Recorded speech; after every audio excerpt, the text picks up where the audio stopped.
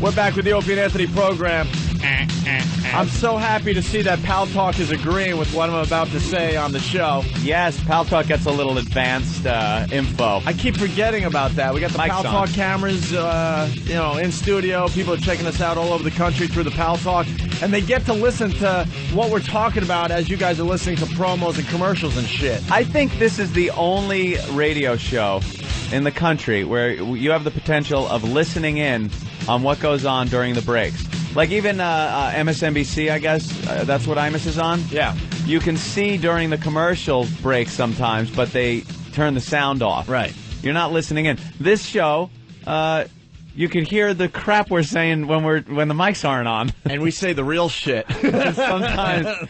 Sometimes I forget to turn the mic off during sensitive material. And there are times I'm like, Anthony, please tell me the Pal Talk audio was down. There are times we do have to shut it off if we're talking about business matters. Right. That's what I want to do. I want to give 1,000 people insider information on the stock or something. Well, what we go to jail. What we were discussing during the break, that guy Mike from D.C. was kind of a buzzkill, and I'll tell you why. Mike was a cock. Shaun White was here, the Flying Tomato. He won gold in Torino. It was just exciting to have him on the show. And let me tell you, and I'll be totally honest, cool guy. Very cool guy. We were hanging. Very cool. I thought it was a fun interview, you know. Yep. Is it one of those interviews like, oh, my God, you're not going to believe what Opie and Anthony did today? No, but it was just a cool hang. That was fun. His people that came with him and publicists and said it was the best interview he has done, and he's interviewed with everybody. They said we did a better job than the Today Show and Bob Costas and the rest of them. Because there's no pressure. And then you Mike just sit down and talk. And then Mike is trying to, blow up our spot saying, oh, yeah, the tough questions. We're just hanging with the guy. He was cool. We were supposed to go over there, grab his medal. Opie was supposed to, beforehand, heat up a cauldron behind him. And then, because Opie likes to break things, so heat up a cauldron and then throw it in and melt his medal down so we could all laugh at him. And then throw the molten gold in his face. We like to do the unexpected. What an ass. We like to do the unexpected at times. Yeah. But also at times we just want to do the hang. You can't shit on a gold medalist for no reason. It's stupid. Mm-hmm. Why would you? We have this reputation that you sit in the seat and come in here, we just beat the shit out of you. That's just not true. There are people that deserve that treatment, and yes, we'll go down that road. G. Gordon Liddy's another person who sat there. He wasn't ripped apart. We had a lot of fun with him for how much fun you could have with G. Gordon Liddy and not get shot. But that went very well. A lot of people emailed and said it was a really good interview. But some people are just like, dude, you should have. They're giving us advice on how we should interview these people. Or Dick Cavett when he was here. Nobody trashed. Right. We did trash Dick Cavett. Dick Cavett, a legend.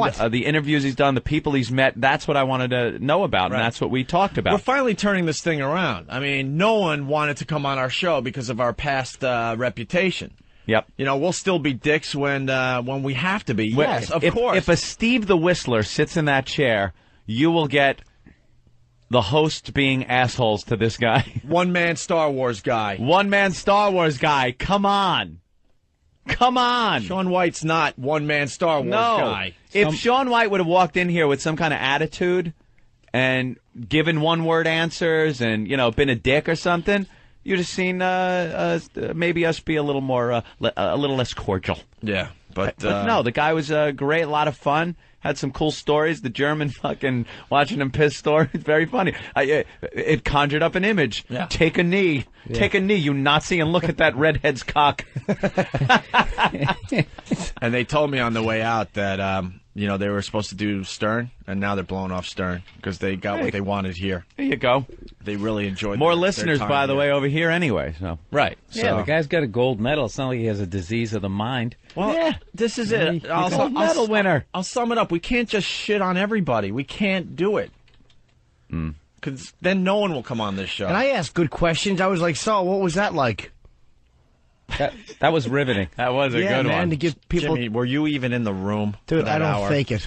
I know nothing about snowboarding. So, you were over there in Italy? Yeah. Do you have any pizza or whatever? I was literally out there going, is Jim in today? As Alex Rieger once said, better to remain silent and be thought the fool than speak and remove all doubt. Ira Krieger said that. I didn't know about it. You two are doing a great job. I had one thought. If I wanted to chime in, I chimed in. My March line didn't get what it deserved as I smashed. Wow. Let me tell you. I have complete faith in that line. I looked over and wanted to choke you. Why? That wasn't a bad one. It wasn't? No. It only goes up to March. Because you were talking about hot chicks and curling calendar, and I said it only goes to March. I was saying that there was only 3 of them. I don't think there was enough info in there to get the joke. Okay. Well, it actually was, but it was just a little too smart. You were a little too smart. Yeah. What do you think I meant? What do you think I meant? It's just a nutty 3-month calendar, you. I was trying to. I don't know. I was thinking of when the weather got warmer. No. I know now, no. What kind of goose would I be? I was silly, funny. Not the... Okay. No, because Opie said the chicks were hot or something. Well, look at how hot this chick is. Exactly. Holy shit. It's Dee Dee. Oh, my God. It's Anthony Michael Hall. Right. That is... I thought it was Chastity Bono. This is the girl curling competition? Well, they missed the fucking thing. What do you expect? They stunk. They missed the other rock. They didn't knock it out. It went straight through the target. They weren't able to curl it enough. How do you win this? It's like it's kind of like marbles. It's kind of like horseshoes. The scoring's like horseshoes, basically. Hey, Manny. Wait, let me do this Yeah. for Jim. The backwards car crash for your joke. Manny, what's up? Took it back. Hey, I just want to tell everybody that you guys are being a bunch of sensitive bitches this morning. No, we're not. We are not. We no. Bear in Maryland. We're not at all, dude. We're just talking about how we feel, and I happen to feel fat and unattractive. I'm bloated. I'm retaining water. So you know what happens when guys are in a room for so many months on end like this? Our periods all sync up, so we're a little sensitive to that. All right, Bear in Maryland. What's up? What's Bear. going on, boys? Hey. Bear. Hi, sweet Jimmy. Hi. Hey, I just wanted to bring some... You must have a whole lot of new listeners with the Howie map and everything, because people don't realize that the Flying Tomato is not a serious questions-only candidate. Right. Oh. I mean, this is someone you just want to hang out with and be cool. You guys aren't, And we also can tell when someone... For crying out loud. We could also tell when someone comes in here and if they're going to call it in or if they're going to have fun. That guy really enjoyed his time on the show. It was a good hang. He was supposed to be here 10 minutes. He was here, I think it was close to 40 minutes. Yeah, he was loving you guys, man. I mean, that's what it's all about, chilling out and hanging with the stars, man. I mean, if there was Gold medal, are you kidding me? What are you going to ask him about conditions of the third world country? Give me a break. There you go. Thanks, Bear. I'm punching out. All right. Enough. We got to move on here. Dave in San Diego. Dave. Hey, what's up, boys? Hey. Dave. Hey, Jimmy, you did ask the tough questions. You asked them what a 1200 was, and they had to count on their fingers to figure it out. 360. Oh, yeah. 6, 7, 20, 7, 8, 9, 10, 1080. It still doesn't make sense, though. Or did it? Well, 1080. 1080 and then another 120. 120. See, but it's a 12 and change, I think. Yeah, maybe it's not exact math. No, I just didn't know what it meant. I don't know anything about it. 3.5 times around or something? Yeah, that's what I'm thinking. Maybe it's like just 3 1/4 or whatever 12. it would be, or What? 3 1/3, right? 3 1/3. I don't know. I think you need a half or a Foley to fall down. It's gotta. Yeah, you got a quarter, you land sideways. You can't land on a quarter. That doesn't work. I thought of a stupid thing I should have said, too, to make myself sound young. I didn't think of it. Oh, what would that? I was talking about this girl. I said, she was babelicious. All the young guys All like the that. kids are using that word now. Yeah. Hey, before we see what Bill Burr's been up to, we got to say hi to Dugout Doug. He's been on hold for a long time here. Doug, what's up? Not just here. Oh, it's no problem at all. Yeah, we've been working since about 6 o'clock this morning. Yep. How goes it? What the fuck do these people pay $12 a fucking month for? This show that he puts on is fucking ridiculous. Oh, Howie's show? Not even ours. You don't understand. 10 minutes into the show, they play the fucking "Wake Up, White People." That's from fucking 20 years ago, isn't it? The fucking Would Ye. Oh, douchebag says what? Are you fucking kidding me? You're still fucking doing that? Doug gets agitated. See, Holy shit. the O&A pests, they're going after Howard now, and they're not happy about it because they have to sit around and listen to that. Yeah, horse the shit. worst part. See, the pests are in battle, and then people go, "Well, how is it a battle?" Because they're making calls, and they're the ones that are doing the assaulting. They're not being assaulted, but they are truly. They have to sit through these awful shows in order to assault it, and that's where we get our most casualties from. They're like doing the surveillance, those guys who sit in the van just waiting for something incriminating, fuck. They gotta listen to just babble before something happens. Yeah. This is not a lie. I was on my way home from work last night with my girlfriend, and we're in the car. We're listening to a best of. Yeah. And she goes, "Hawk, that's E-Rock, right?" "Yeah." "And he was also Sex Bagel, right?" "Yeah." See, when a joke gets beat to fucking death on your show, you come up with a new joke. You keep, the Steve songs have changed 3 times in the past year and a half. They are still playing fucking Would Ye. Do you know how fucking pathetic that is? That show is horrendous. That show fucking sucks. And not only that, I sent you guys some audio yesterday. I think they got it there for you. Yeah. Where he's talking yesterday about how FCC has been keeping him down with their finger on the dump button for the past how many years or whatever. Yeah. First fucking call from a pest this morning. That motherfucker dumped on the whole fucking call. The whole call. What are you paying for over there? You're still getting 20 minutes of commercials. He's doing live fucking Corona reads or whatever the hell he's doing. Why is anybody even paying for that shit? It's a revolution. It's a revolution over there. This is the new unbelievable radio that is well worth what people are paying. And the message boards, some of your message boards, some of the O&A message boards, they smash the shit out of me when you get the fucking when I call into the show.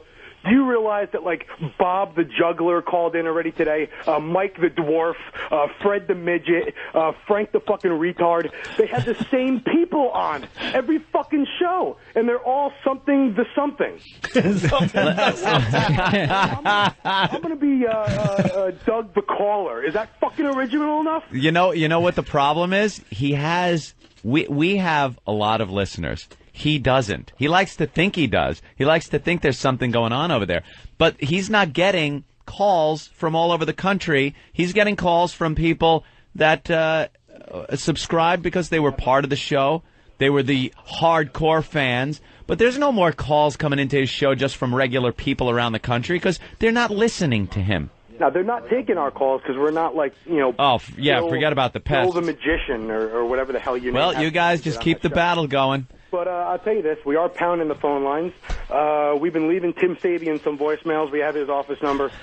We've been getting through to their, we have a couple of their private lines we've been trying to get through also, but they keep telling us that it's busy and they're not taking calls. But amazingly enough, every time I've called, which has probably been about 80 times this morning, the same person I talk to, because I do a different voice and a different name. Yeah. I'm the first fucking caller every time from Opie and Anthony. Well, here's some audio from this morning. All right, let's listen in. Let's say hi to Justin. You're on with the great Beetlejuice. Now, do you take Viagra, Beetle? Oh, yeah. You All right, thank you. More desperation. Really? That's right. Isn't that guy late for work? Yeah. Oh, my God, the desperation over at XM continues to grow. Bro. How sad. Yeah. How sad that guy is. Yeah. I believe that guy offered too much profanity. Yeah, it's sad. It's really sad. I didn't like the profanity. See, now he's trying to come up with Yeah, an cover excuse. up why you dumped out of that. Too much profanity. No, you're not willing to confront these people on the air. Way to do That's real what it radio, is. Howard. That's what it is. Way to do real radio. Bitching for years. How long did he bitch that dump button had to be used on his show? They're tearing my show apart. The FCC. Blah, blah, blah. I'm being censored. I'm being edited. And he won't confront people. He uses the dreaded dump button. The dump button he bitched about for years and years and years now has his fingerprints all over it because he will not confront our pests. And pests they are. If you didn't hear that, Dugout Doug said 80 calls. Yeah. Only a psychopath pest sits there and calls 80-plus times. And I don't want you these can't defeat these I don't want people. these guys to get down on themselves. You do understand you're getting to him, right? Oh, definitely. You're not going to get the big phone call on a show probably, but every time you get through and every time you get you talk to the screener. It's killing him. Because the screener, just like our show, will go and talk to him and say, Howard, it's just out of control. They will not stop. And that drives him nuts. Remember, he said there are 4 listeners that they have. That's what Howard said. Our 4 listeners. Show him what 4 listeners can do to his fucking phone lines. Go ahead. Show him. There's only 4 of yous, right? Oh, it should be easy to sort through all the 4 phone calls there, Howard. Even if there was, there'd still be 320 calls. Oh, I know. And you're right, because they're pests, and even 4 of them could do that. But there's thousands of these people, and they will tie your phone lines up, and you will not put a call through. But like Ope said, don't let that discourage you. You're still winning because it's tying up his phone, and every time he's got to dump out, it's pissing him off more and more. And he will get off the air today and lose his fucking mind to his staff, to Tim Sabian. Believe me, we've seen this. We know how this works. He will lose his fucking mind. Take pleasure in that. And eventually he'll just explode on the air, and that'll be the fun. Oh, the culmination of your fucking hijinks, you pests. What number are we using today, Doug? He has other shows. I'm sorry, what was that? What number are we using today? For his show? Yeah. We'll give him a plug. What the hell is it? I'm sorry, I got to go back by the computer. I don't have them memorized. Is it 212-584-5330? That's one of the office lines. Oh, that's an office line? It's like their warm line. What about 212-584-8880? That's another one of the warm lines. Warm lines. Oh, oops. Yeah, they're like not really like hot line, but for Fred the fucking whack-a-mole guy or whatever the hell, But he has other shows on the channel, and apparently he gets a little upset when we fuck with them. So we'll have to fuck with the show after the show, and then we'll fuck with the show that is after the show about the show.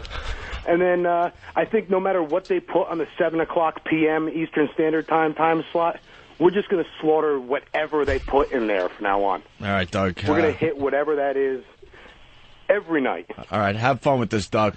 We're going to have a blast. All right, give us a report every once in a while, all right? Okay, and take care. All Bye, right. doll. Bye. We should all be something to something. I kind of like us all having nicknames. I don't have any. We'll come up with a nice nickname for you. How about for everyone, not just me? We'll start with you. I don't like that. Hey, the Truckin' Bozo. Where's the Truckin' Bozo? Like, what channel? Does anyone know? He does a show on XM for truckers and stuff. He's a cool guy. I've heard his show. It's interesting to listen to, and the truckers really dig the Truckin' Bozo. He was talking about us yesterday. Listen to this. And I hope I can call Opie and Anthony my friends. And because I listen to their show, I know a lot of the guys mention. I find more and more drivers mentioning Opie and Anthony every day. And so far, so good, right? Yeah, it's going good. Going good. So far, so good. I like it. And I'm just waiting to see. I'm just waiting to see the real battle start, because I don't think it's really started yet between Opie and Anthony and Howard Long. I mean, if I was making $500 million $100 million a year, I would at least get a haircut. I certainly wouldn't walk around looking like some homeless damn bum who sleeps in a window or sleeps in the door of a store down around Battery Park in New York City. I would get a haircut. That's just simple. I've let my hair grow long a few times, but I've never looked like that. If my father were alive and saw me dressed like that or with my hair like that, he would pull the gun out and shoot me himself. Oh. Thanks for the help, Truckin' Bozo. Wow. Truckin' Bozo. I like how much he had to explain that, the homeless guy thing. That's like, if I was a farmer riding on a tractor, harvesting corn at 5:30 in the morning, it's just like, evidently you didn't get a laugh on the homeless thing, so you had to fucking explain We love the Truckin' Bozo. We just might have to help him out with some material as far as the Howard thing goes. I just thought he didn't have to be that harsh. It was a little harsh. Was that a run through, or was that actually did it actually go out on the air? That went on the air. Yes. Yeah. He's a fan of the show and he's helping us out. So Truck and Bozo, in his own way, thank you. He's on channel 171 Monday through Friday from 4 to 7 p.m. Eastern Time. All right. Yes. Ah, God, is that funny? Let's say hi to Tammy in Texas. Tammy, what's up? Hey, I was just going to tell y'all that Howard Stern ripped off that whole virus deal when he was on Letterman. Then he was going to spread the herpes virus and all this bullshit. He actually stopped himself because he realized he heard that before. Yikes! I remember that interview. He was starting down that road and went and just stopped. So. Yeah, and another thing, I think Howard invented curling too. Thank you, Tammy. Bill Burr in studio. He was talking about the last time we saw you. You were here for Schizo Bill. We haven't talked to you since. Yeah. Yeah, I had to go to therapy after that one. Yeah, Bill actually takes a little guilt home with him. From I'm this always show. with you guys. This is the arc of your fucking with people who are completely defenseless. It starts off a little weird, then it starts getting funny, then it's fucking hilarious, and then it just I don't know what happens. Goes into sadness. Dude, when I was standing in that booth and I was looking in here at the back of that guy's head as he was sitting here by himself. Mm-hmm. That one point when he just goes, I just want to get out of here. I just want to get out of here. Yeah, at that point, it's like, all right, somebody. Let him go. Throw in the towel already. We fucked with him for an hour. And then Ron and Fez fucked with him. That bit is being downloaded like crazy off Audible.com. Oh, it's fucking hilarious, but still. It was hilarious. It's always funny until you go back out on the streets of Manhattan. That's what it is. Then you see kids, and you see decent people, and you just, I don't know what happens. That's what happens. It's the walk from the studio to the parking garage. Now, I take that walk with Bill a lot of times. We leave the show, have a little chat up the sidewalk, and Bill will just talk about how god-awful it was, how he feels so bad about the poor guy that was a schizo, and how we just, I don't know why I jump in while it's happening, and then once the show's over. I was looking for reassurance. Yeah. I was like, wow, man, that was, that kind of got bad there towards the ending, huh? I just see him. He's got his fucking Vietnam 12-mile stare as he's walking to his SUV. That's what I do. I try see to those people as human, Bill? I try to leave it. Anybody can blow anybody away. He's giving me that speech. I try to just leave it here in the studio. My walk back to my vehicle is happy, and I'm going home, and that's it. But Bill, in my ear, just this whole, I felt bad for the guy. That. I get into my truck, and I'm like, what the fuck did we do today? We did this poor guy. I'm the John Leguizamo character. Yeah, this poor guy is a schizo, and we just hammered him. We're going to come in and tell a couple of... Fucking Billy, get out of my head! Get out of my head!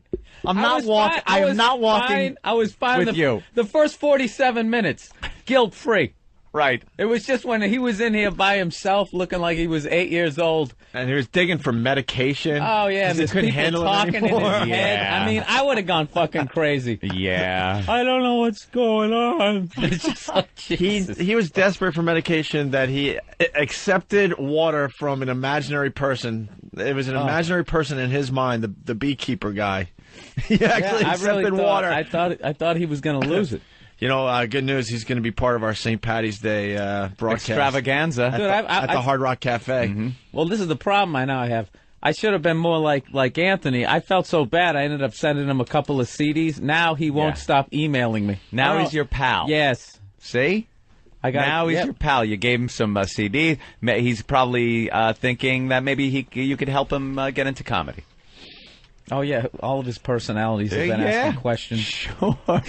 Here's what you got to do if he emails you. You email him back, fuck you, bum, send. How many different personalities from MySpace did he try to have you make friends with? It's the same guy, but it's... Schizo Bill, Kooky William. Bunch of shitheads. Let's go to Jim in Pennsylvania. They all stink. Jim, go. Come on. You got to jump right in. What's up, guys? Hey, man. I was going to say the funniest part of that entire thing, I thought it was done. You went through the whole Ron and Fez thing, and then Ron comes in his voice. Hey, as always, it's Fez Whatley, and who are you? Dude, I freaking lost it. I had to pull over. It was so funny. Way to bring it home. Yeah, that was a good one. Knocked it out of the park. Let's go to Jen in New Jersey. Jen, what's up? Hey, I just wanted to let you guys know that I called the numbers that you sent out for Howie, and they're disconnected, both of them. Oh, wow. Yeah. Way to take it on there, Howie. Right? Bring it on. You said we only had Army. 4 Army members. Oh, the Army. Why would you disconnect phone lines? Exactly. Interesting. We got more audio, by the way. Another pest getting through. James, you're on the air in Miami. Go ahead, James. Robin just got back from Miami. She said it was fabulous. 80-something degrees. Beautiful weather. Hey, Howard. Hey, I just wanted to give you props and, welcome you to satellite radio. Thank you. I wanted to say that Opie and Anthony are better because I listen Yeah, well, to you know what? Here's hey, James, I told Pharrell this about you guys. Yeah? He got all freaked out about the O&A Army.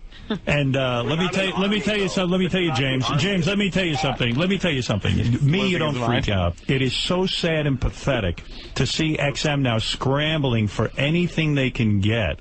It is so over for them, for XM. It is amazing the fourth quarter hit that these guys took. And James, you know, the Army it just is not a really good Army. You know, the Army bullshit is just so gay. It's over, Johnny. What are you, a general or a corporal? They all do that. Hung up. Go ahead. This one. He didn't hang up. You hung up on... Said, dude, it's 5 guys. I've seen them. They've been all out in the streets. 5 guys. What's 5 guys, they don't Howard? know what to do over that side. Howard, don't do this to yourself. There's millions of You're people out there who have not Shut up, Paul. yet. Shut up, Paul. Yeah, go get them. Make an attractive show. Oh, no. It's got to be killing XM. It's just got to be killing them. No, it's really not. Look at the momentum. My God. You look at the momentum around here. They're rebuilding this entire place. We're doing so look at what's going on with our company. Yeah, look. Long pause, It's just amazing. You all right, Howard? It really is. You all right? Yeah, that's where the excitement is, actually getting people to do something they hadn't done before. And not to be a part of this has got to be killing everyone. And getting Oprah isn't going to help. Oprah's not even going to be... you're never going to see Oprah out there. It might have to be Oprah and Anthony for it. Yeah, that... Oprah and Anthony. Oh, she's ready for her own show. She's ready for her own show. Oprah and Anthony. Now, wait a minute. I kind of like that. I was going to say, I think that was kind of funny. The black hole is ready for her own show. God, Howard. You have all that time to fill. You don't have enough confidence in Robin to give her own show, do you? Yeah. Do you? Do you? Do you, Howard? And this is where our excitement comes from. This is very exciting for us to make his life a living hell. It's a lot of fun. Oh, boy. Oh, my God. Is he going to lose his mind? He is going to run to Tim Sabean. Here's what's going to happen after his show today. He's going to run to Tim Sabean over there and start yelling and try some way, shape, or form to have Tim call Opie to stop this. I guarantee you that will happen. He is losing his mind. Well, we're up for the challenge. Yep. So far, Howard is coming out and saying, this is pathetic and all, and they have 5 listeners or 5 Army members. I saw the 5 Army members on the streets. You don't see 5 people. You see hundreds of people.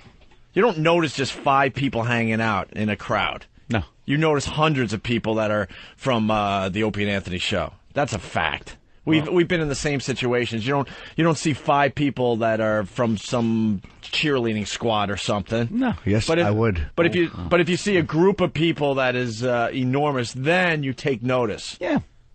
Yeah, 5 people. We had a huge presence, and he knows it. 5 people just screwed up your phones. So we'll take the challenge. So far, he thinks it's pathetic, and he thinks it's we have 5 Army members. Yeah. All right, we're up for the challenge, Howard. Let's see if you're still enjoying it a week in, 2 weeks in, a month in. A month and a weekend. That's right, Jimmy. Let's say hi to David the trucker. David, what's up?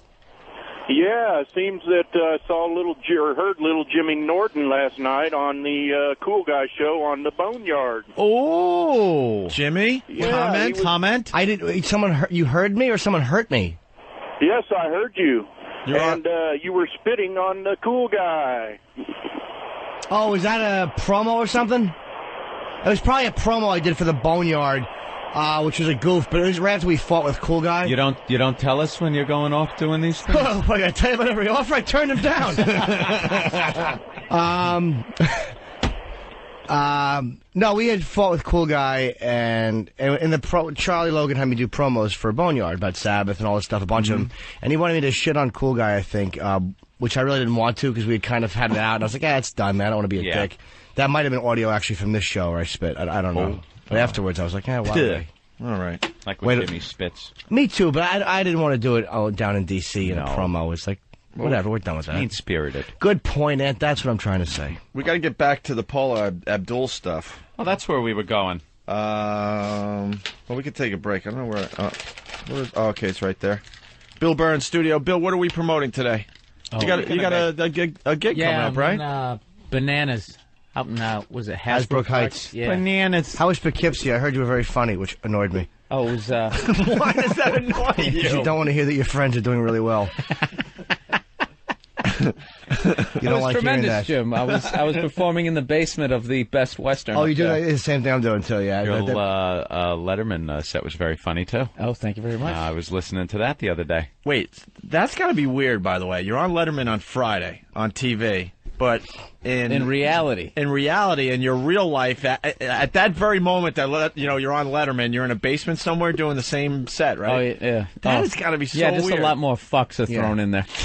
Yeah, well, you got to stretch. It's hilarious. You literally you do Letterman show. It's like you're whisked to the top of the entertainment. It was Donald Trump. Last time I was there, I can't remember who the hell it was, but it's some sort of celebrity making like $20 million a movie, and you're like, wow, I'm right next to it here. And then like the very next day, you're like, keep it going for him, Pete. You stand next to a fake plant and an inflated banana. That was the thing. They had like all these bananas. They wait till you go there, dude. It's so.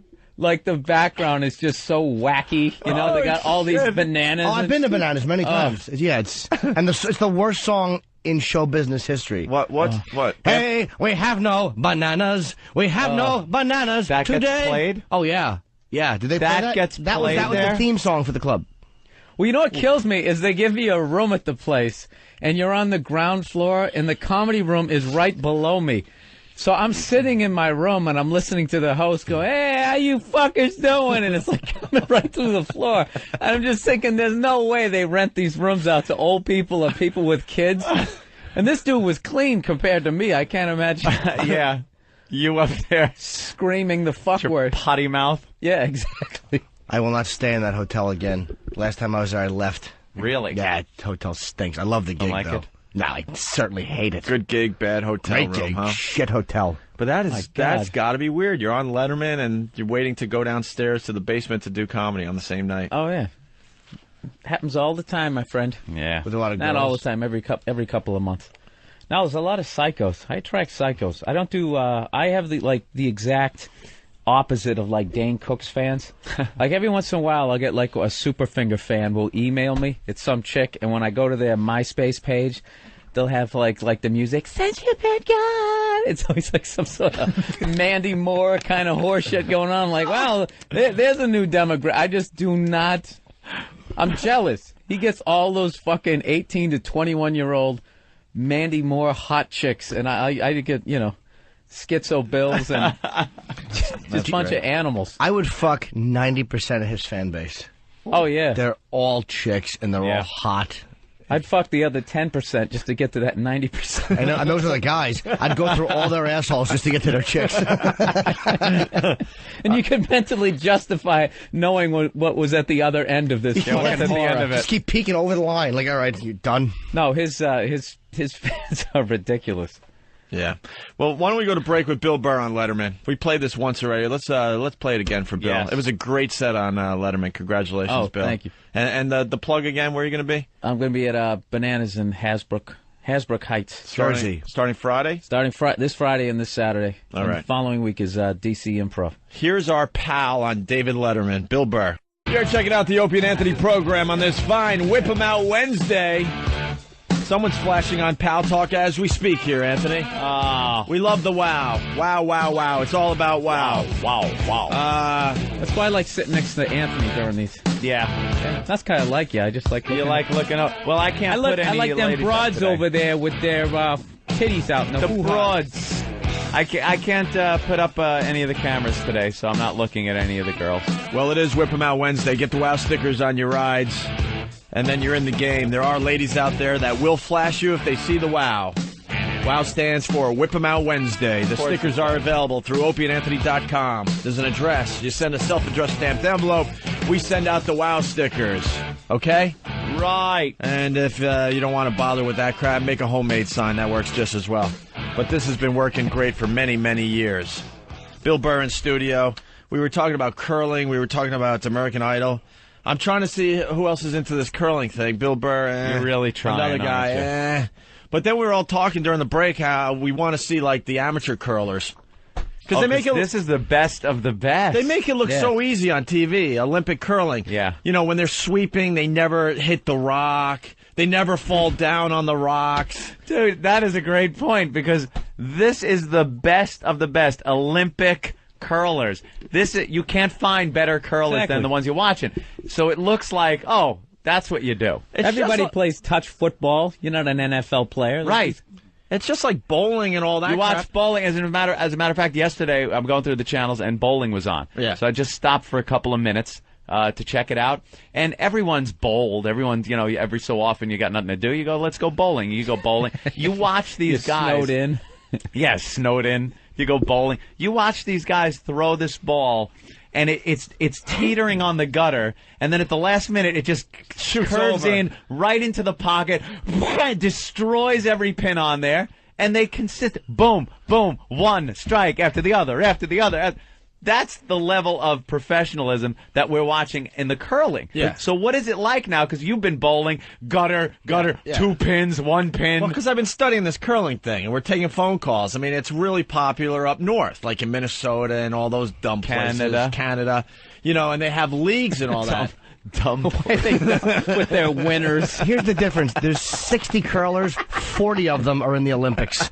There's 20 amateurs. Nobody plays this stupid sport. I'm telling you, Jimmy, a lot of people are playing this on weekends and stuff. You know they hit brooms. I want to see those No, they're guys. just lonely guys, Dan. Nobody wants to play? Right. Hey, who wants to curl? Bro, come on. You know they're getting hammered. You know that they're running down the ice trying to sweep, and they're falling down onto the rocks fucking up everything, and then you have to, like, place the rocks back to where you thought they were. What happens in curling if the broom hits the rock? We've never seen it happen. It's got to be a disco. Oh, look at this move. Bravo. Well, that is. I don't know. No, you wanted to knock them. You wanted to knock him out. That was. I bet you get like a bad broom, kind of like you get a bad pool cue. Bad pool cue. It's a little warped. Yeah. Yeah. Not enough that could bristles. happen. In the amateurs. You know the guys don't have any form. They're just throwing it with 2 hands sideways and hoping for the best. You run down maybe halfway, sweep a little. Oh, that's what give up that's to what get it back to becomes your by beer. the end of it. You're just waiting for your buddy to run down so you can catch him in his Achilles. Slide it right into him. What trumps curling? Like, if you want to go curling, nah, I got to shift through my shit. I swallowed a tooth. What do you say? Oh. But it would be a lot different, you got to think. Wow, that's a good move. Look at this. No, that was a horrible hit. No, but he's going to Hey, you're allowed to do that? Yeah. Wait. You're allowed to sweep in front of the other team's rock if you knock it and it's going out of the ring. Yes. To speed it up? After it hits, then the other team that's kind of on defense can start sweeping away. Come on, Your own that's page 1. Yeah. I didn't know that. That's what I'm telling you. I just learned something new about curling. There's incredible strategy. You hit the rock. Right now, the rock that was hit, that guy was just waiting around. He could start sweeping, maybe sweep some of the pebbles in That's front what to they slow just it down. did. They sped it up to knock it out of the ring. Yes, that's what's so cool about this sport. Well, There's now a lot it's of strategy. a fabulous game then that I'll watch 24 hours a day. Professor, what does the sweeping do? Is it the friction? I asked that same question the other day. I am not even sure. They spray pebbles, like little pebbles, onto the ice surface with this special hose. And the sweeping gets it away and makes less friction. Yeah, I guess you're smoothing down the pebbles a little bit. If you don't sweep as much, you can adjust the speed and sometimes the direction. Look at this move. Look at this. Knocks him out. That was an easy shot, though. So wait a minute. There was nothing. Wasn't to an that. easy shot. That thing is moving because of these pebbles. They're not on ice. It's ice. It's ice, but It is ice. then there's pebbles that are on top of the ice. A little bit, but there's little little, tiny little ice Minuscule. pebbles. Ice So it wasn't slippery enough. Yeah. No, yeah. But that's how you can vary the speed and direction of the rock. I'm obsessed with this curling. I'm sorry, but I am. I'm sorry. Oh, this is the contract of wifely expectations. Curling huge in It's like Canada. a contract where you know it that. leads to initial. What a prick. Hold on 1 second. Effing Eddie from Kentucky. Go ahead, Eddie. Hey, Dig, man, I coached ice hockey in Nashville a couple of years ago, probably right after that first Olympics, or last Olympics. And I've got my little kids I'm coaching, and I'm a transplant from up north. And we go out there, and there's these circles painted in the ice, and there's all these fucking stones with handles on them.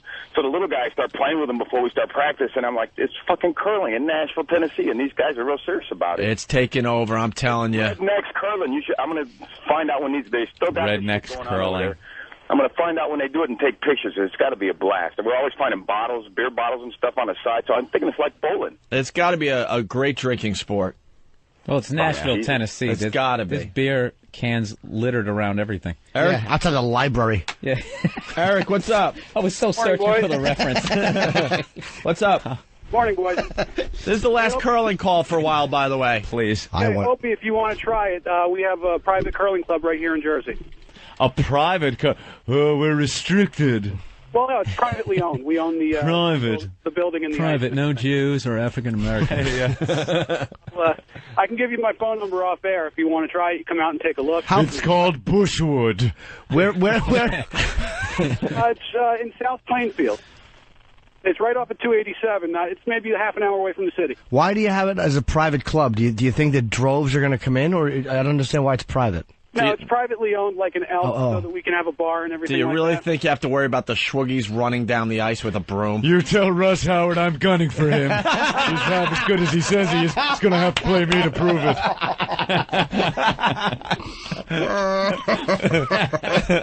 That's funny. you trumped me too. I had a good thing going, and you just made everyone forget about that. You knocked my joke rock right out of the circle. Oh, I was curling. We're joke curling, trying to knock someone else's joke. I had a good joke. It was heading toward the bullseye, and you just wham slammed it right out of the circle, sweeping with my Caddyshack reference. Actually, mine was more of a guard. It was an all right joke. Yeah, so Opie, if you want to try it, I'll teach you how. No, dude, I was just. Are you gonna get behind him like the way a guy teaches a hot chick a tennis swing? We'll move up the end of the broom for him. He's going to be sliding with them. Yeah. I think this place is restricted, Wang, so don't tell me you're Jewish. Yeah. Yeah, I would not want to play the game. I don't like cold games. Yeah, like but when you're you're on indoors. ice. Dude, all you need, I don't want to play once on the you get ice. like 7 or 8 douchebags out there, you're all going to start talking shit, and any game's going to be fun. Any game is fun. Yeah. Oh, yeah. You think if your buddies are out there, you'd actually enjoy the curling? You would be talking. Look, you talk shit the whole game. How the person slides, his You fat ass. suck. Look at him trying to sweep. What kind of insults do they hear? You curl like a Hawaiian. Some other warm climate area. You curl like a Brazilian. Oh, those are fighting words. Douchebags. When does boredom set in, though, and you just start throwing the rocks at your friends and stuff? After the first that's push. what happens. You know, you take it seriously for the first end. It's a 10-end game, and you're like, you know what? You whale another rock into the one they're sweeping. That's hilarious. You know what? That's the BB gun factor.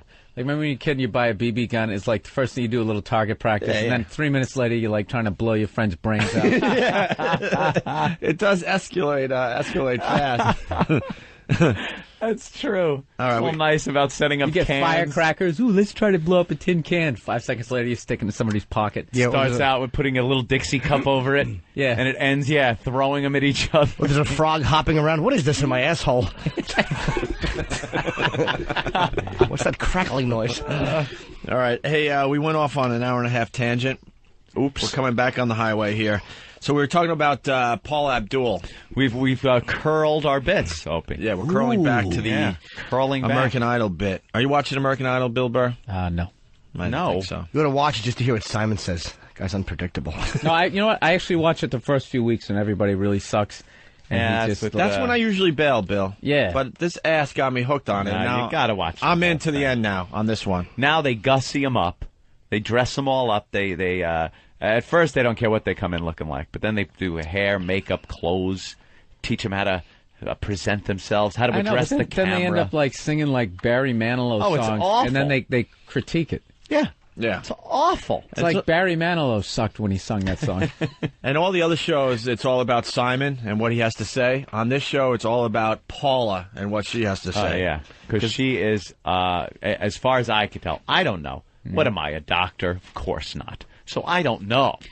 But looking at her, and having looked at people that have been under the influence of some type of narcotic, she does have a similar look and sound and delivery to those people that I have seen that are on narcotics. Oh. Which would lead me to believe, in my personal opinion, which isn't worth a shit, that perhaps there's something going on there. You don't think it's just guilt? Or the fact that she knows if she actually auditioned for the show back in the day, she would have got booed off? Oh, yeah. Oh, if she actually would have. Well, not if our judge was E-Rock. Yes, sir. Who is a huge Paula Abdul fan. Oh, do you like Paula Abdul? Huge. No. Oh, now you're going to say no? This is his old theme music we used to play years and years ago. So what? He likes this. Look, he's dancing. Yeah. You right now want to jump up and yell the 2 steps forward, 2 steps back? How the fuck that went? Do you like her nowhere? Do you like her edgier 2 stuff steps like forward, 2 cold steps hearted, back? Yes. Cold-hearted and you snake? starve to death because you're right there. I'm with you, Bill. The edgier stuff. All right, so we got some clips of Paula Abdul just slurring and just saying dumb stuff. Yeah. From last night's American Idol. Allegedly. Would it bother you if I kept throwing the word allegedly, but in the wrong places where you didn't need it? Yeah, she allegedly said. No, she did. It's on Wednesdays. Allegedly. It was good. No sharp moments, but it was good. Mandisa, you were phenomenal. Thank you. And I got to tell you something. To take on Heart is pretty challenging. And, you know, Carrie Underwood took on Heart and sang Alone. I think you broke the record for just magnificent. You were fantastic. What a way to start the show. You broke the record for magnificent. It's just so she and her eyes are at half mast. She's just looking around. She's confused, trying to find the next word. She's teetering into Tara Reid territory. Yeah. Oh, yeah. I've noticed also that the girls that are in this competition, because they were all the girls last night and the guys are tonight, and then they vote tomorrow. Fox is trying to figure out some way to have this show on 7 days a week. All the girls, when they sing, have their singing voice. But when they talk, I guess they're singing so much that their voice is Tara reading out on them. They all are like doing their interviews with Ryan Seacrest, and they're, it's been a wonderful time here. We all get along so well. And, like their vocal cords are so shot that sometimes they just shut off, like Tara Reid's did. She's got the raspy voice. It's been wonderful. We're like one big family sitting hotel, and I rehearsed this song so much. It means so much to me and my family. When I was growing up, this CD was all the time, and I from it used to sing it all the time in the car when we were at grandmother's house. Kelly, here are the great things about you. You're unpretentious. You don't have the diva attitude. You have the likability factor up the scale to the highest level, and that's going to carry you, and you're real, and that is wonderful quality to keep with you. Up the scale to the highest level. Up the scale to the highest level. She's a babbling idiot. Well, allegedly. Allegedly, no, that's for sure. Oh. My hat goes off to you're my idol. You're my idol. You're like a little firecracker. You're the Energizer Bunny, and you avoided a wardrobe malfunction all at the same time. And you got everybody up dancing and smiling. And you know what? You are a showwoman, I think. Thank you. Good for you, Showwoman, Ethan. Thank you. Thank you. Would you? Thank you. Is she really that bad, though, you think, in these clips? Nah, the clips aren't really giving it the justice that it deserves. She to see her at the same time, her mannerisms really help out. I really supposedly she's stuttering in this one. I want somebody just once on American Idol to sing, I'm crying over you, crying, crying. That was the song he sang when he was dancing backwards. Sorry, I didn't get it. I disagree. I felt that it was very brave of you to take on that and be very ethereal with it, with the falsetto, and be very intimate, because we've heard you go in and out. You're very trained. You took that song and you did exactly the right thing with that song. So I feel it may not have been the most popular choice, but you still did the right thing with that song. So You made me listen. Thank you. Thank you. Yeah, she's not that bad in these clips. Really She not sounds bad. more like maybe like a family pet died that day. Yeah. Turtle got crushed in the driveway. Well, this one was great because she had nothing good to say to this one lady. Yeah, and she's like the nice so she has to come up with something every time. Listen what she has to say. She has 2 turtles, by the way, Cuff and Link. I'm disagreeing with you a lot tonight, really. First of all, I think you look stunning.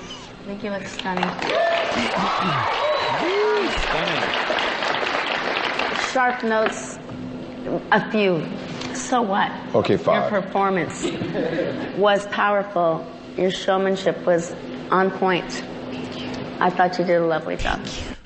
No, that's not the one. All right, She did a lovely job.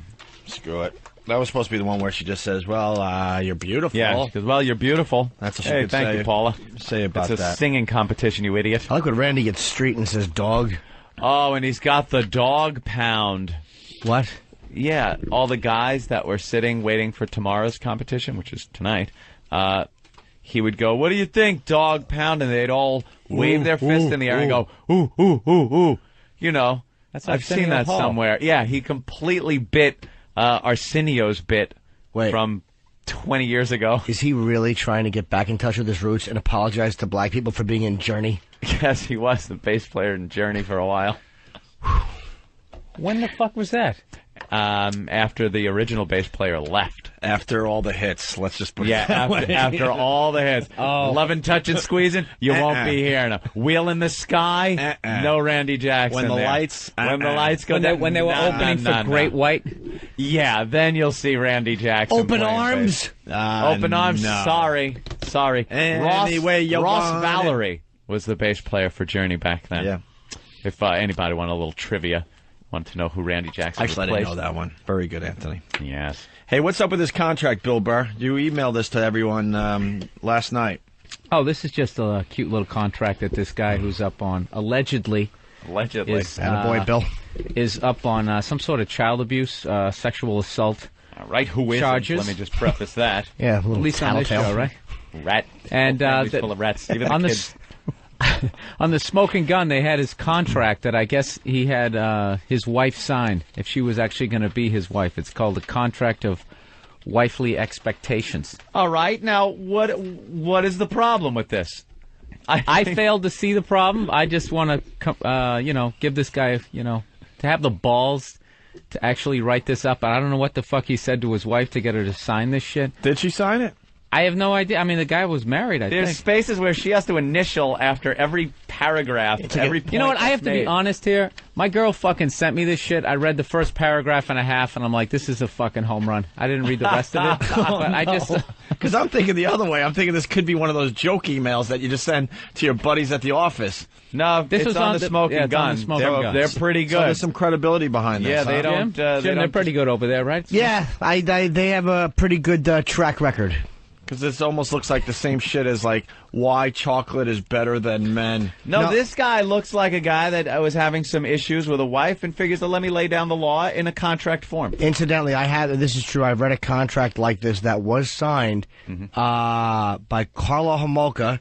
Paul Bernardo had her sign a contract like this. It was in a book. It was very similar in nature. Yeah, like when you bring me a drink, you will bring it quickly and happily. It was like that exact type of contract, and it was So these are just common sense things that they decided to write down. Well, a lot of times what will happen is, and I hope I don't come off as being sexist, but, the hole that you've dragged in to ruin your life won't exactly get it, so you have to jot down a few things to keep her on the straight and narrow. Hey, we got to back up 1 second here. Brian in West Virginia. Hey, why is Jimmy getting away with that two-turtle joke? It wasn't a great joke, but it was a reference from something, sir. Sir, if I thought he actually uttered that out as a true joke, I would have laid into him. I understand he was making a Rocky joke, and yeah, it's the reference to Rocky. Very funny. Yes. It wasn't like a real punchline, sir. I wasn't like I thought of like two words that go together. Shirt and collar? No. Cuff and Cuff and Link. It was, and Jimmy has come up with some very funny Rocky jokes about the miscarriage in the pet store. So he has he gets a gimme on the Cuff and Link. But it wasn't the miscarriage. Fucking kid came out with a 30-year-old man's head of hair. He had Eric Logan hair when he was That's born. right. It wasn't a miscarriage. Baby. It was almost. It should have been. Paulie almost gave her that miscarriage. Yeah. Comes yelling at her. You. She falls on bird feed. Fucking. First she's lugging around a big thing of dog food, ready to drop a kid. Yeah, he's bouncing a rubber ball. Stupid dago. Comes in yelling. Some wop. All right, so back to this contract. What about me? Shut up. Yeah. You're wrong. Friends don't know. That was in 3 when he got stylish. Yeah. He's good. All right, contract of wifely expectations. It says, for purpose of clarification, you and any form of it will refer to... Whatever her That's name her is. name. Oh, her name. Blank Fry. I and any form of it will refer to Travis Frey. Fry. Yeah. Frey. Fry. Whatever the guy's name is. So it starts off with the hygiene. Hygiene and self-care. This is what he expects. And she had to initial this. You will shave every 3rd day, which includes underarms, chest. Chest. She probably had nipple hair and he hated it. Oh. What is that 3rd word there? Legs. Oh, legs. You know, what every girl shaves. Legs and pubic area, navel to anus, in parentheses. All areas are to be completely clean-shaven. Above your vaginal slit, you may have a patch of pubic hair in any shape that must be centered above your vaginal slit. It must measure no greater than 2 inches by 1 inch and will maintain a hair length of less than 1/3 of an inch. How do you not love this? Please guy? initial here. There's not a guy in the country that wouldn't have loved to have the courage to give this to his awful wife. Yeah, if you're lucky, maybe a Valentine's Day, your birthday's coming up, maybe once every couple of years, you did something right, and she'll do this. This guy is expecting this every 3rd day. Isn't this the old head of the household bit from the Honeymooners? Didn't Ralph try to give Alice this contract? Alice, shave that box. Clothes and other apparel. All right. You will wear only thigh-high... thigh highs. Oh, thigh-highs, garters, and only thong panties. The only exception will be during your menstrual cycle, at which time you could wear either or both. Oh, either or both. Mm-hmm. Half of your shoe purchases will be high heels 2 inches or more. You will then wear high heels more often. You will give me all non-thong panties and all pantyhose, all tights, all knee-high, and or ankle-high nylons. You will be able to keep 5 pair of non-thong panties of your choice for use during your menstrual cycle. Initial here. What is fucking wrong with this? I gotta call Bravo Sierra. Come on. Is this real? This guy wrote this contract for his wife. I'm telling you, they must have had. I'm gonna go out on a limb, kind of like Paul and Carla had some weird dom sub thing where she might have even been turned on by this complete. Really? Yes. Well, this guy is on the smoking gun because of some kind of charges. I don't know actually. It's allegedly, isn't it? It's here's the story. All right, Opie's got the story. Thank you, Travis, for flailing wildly, and it's completely distracting me and giving me zero information. Thank you for that. A Council Bluffs man is accused of kidnapping his own wife, and prosecutors allege he devised a marriage contract to establish what his wife was to do and when she was to do it. Mm-hmm. Travis Frey, 33, is accused, among other things, of giving his wife chances to win good behavior days. That's fantastic. We have to read every word of this contract now. This is just, they started off doing a little role-playing. Yeah. They didn't have a safety word. Yeah, and this is where it went. When she was saying, get me out of the trunk, it was just making his dick stiffer. And she didn't realize that he was serious. You know what's hotter than having one of those scenarios with a safety word is keeping it going even while she screams the safety word. Hotter for the guy. Green apples! Green appels! Yeah. Putting your... Take it, bitch. Yeah. That's our safety word. Fuck you. There is no safety word. You're choking her, fucking her ass. She's trying to yell green apples. She starts yelling Macintosh, Red Delicious. Green apple! Green apple! Choke on it. I said this guy was up on child molestation charges. That was my fault. Well, here's the rest of the story. Well, According to there court is- records, Fry's wife told police her husband tied her to their bed with a rope and sexually assaulted her at least 3 times. Fry's wife also provided police with an alleged marriage contract, which was entitled Contract of Wifely Expectations, which we have in front of us here. In it, Fry allegedly gave his wife chances to earn good behavior days, or GBDs, by complying with certain demands such as hygiene and self-care. You will shave every 3rd day. The contract states you will be naked within 20 minutes of the kids being in bed. We haven't gotten to that part That's yet. in sleepwear and sleeping. Don't ruin it. All right, the document spells out how many points can be earned by performing certain sex acts. Wow, sit down and get comfortable, kids. We got to read every word of this contract. You know what's funny is beer commercials have this exact same theme, like, the guy fantasy. Right. There's always like some your chick's always dressed like a fucking cheerleader. She's dressed like a cheerleader or the little French maid, and she's signing this with a smile on her face. Yeah, this guy's just trying to make it happen. He had a dream, and it's not contract of wifely demands; it's expectations. This is to be expected of her. All right, let's get to sleepwear and sleeping. Sleepwear and sleeping. Yeah. And if I stammer through a little of this, it's because It's the really hard copy to we read. have is a little, the font is small. I thought and you were it's still doing your smeared. Paula Abdul impression. Yeah, yeah. When we are at home and alone as a family, you will be naked within 20 minutes of the kids being in bed, and then sleep naked unless otherwise instructed. If I am not home when the kids go to bed, you are still to be naked before I return home. The only exception will be during, of course, your menstrual cycle. When we are not at home and not alone as a family, you will try to ensure that we sleep together. If we do sleep together, you will sleep naked. I will make exceptions for sleepwear, but only if you do not ask for them. It's under his own discretion. Absolutely. Exception will be given based on how well you follow this contract in its entirety. If we do not sleep together, your sleepwear must conform to the standards for expectations. Exceptions, Anthony. This is a contract. Don't make it up. You know something? It's very hard. It's very smeared. This is legally point binding. It out. When exceptions are given, the following is acceptable and is your choice. T-shirts, pajama tops, or gowns, as long as the overall length is not past your knees. Panties, any type, can be worn also. Absolutely no bottoms, shorts, pajama pants, or full gowns can be worn. When we are in bed together, I can cuddle, spoon, hold, or touch you in any way, as long as it does not excessively disruptive to your sleep. Do you know how hard his cock was writing this? Yeah. Do you understand the fucking masturbatory fantasies that were being fueled by writing this? So this guy's saying he can cuddle and touch her as long as it does not excessively disrupt your sleep? Is he throwing her a bone there? I guess. Yeah, he's actually showing that he's, like, hey, I he can has touch another you and side. stuff, but if it disturbs your sleep, I'll back off. Right. Let's go to Spike in Chicago. Spike? Hey, guys. Hey. Jimmy's right. This is in some circles, like Dom sub circles, this is a slave contract. Oh, yeah? But they're a married couple? Yeah, they're married.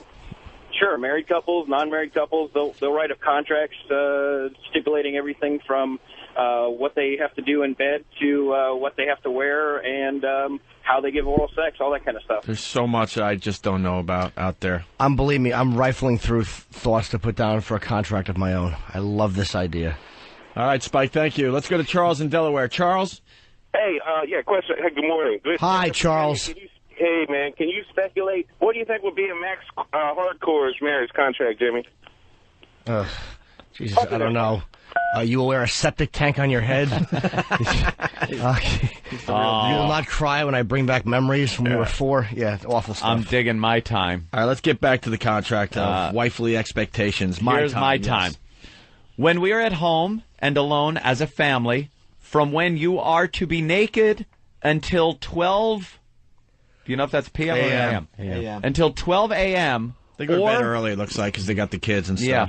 Or for 3 hours, whichever is later, will be my time. Oh, no. This time will be time you will devote solely to me, whereas you will be in my service to do, and underlined, anything and everything I want, which may or may not be sexual in manner.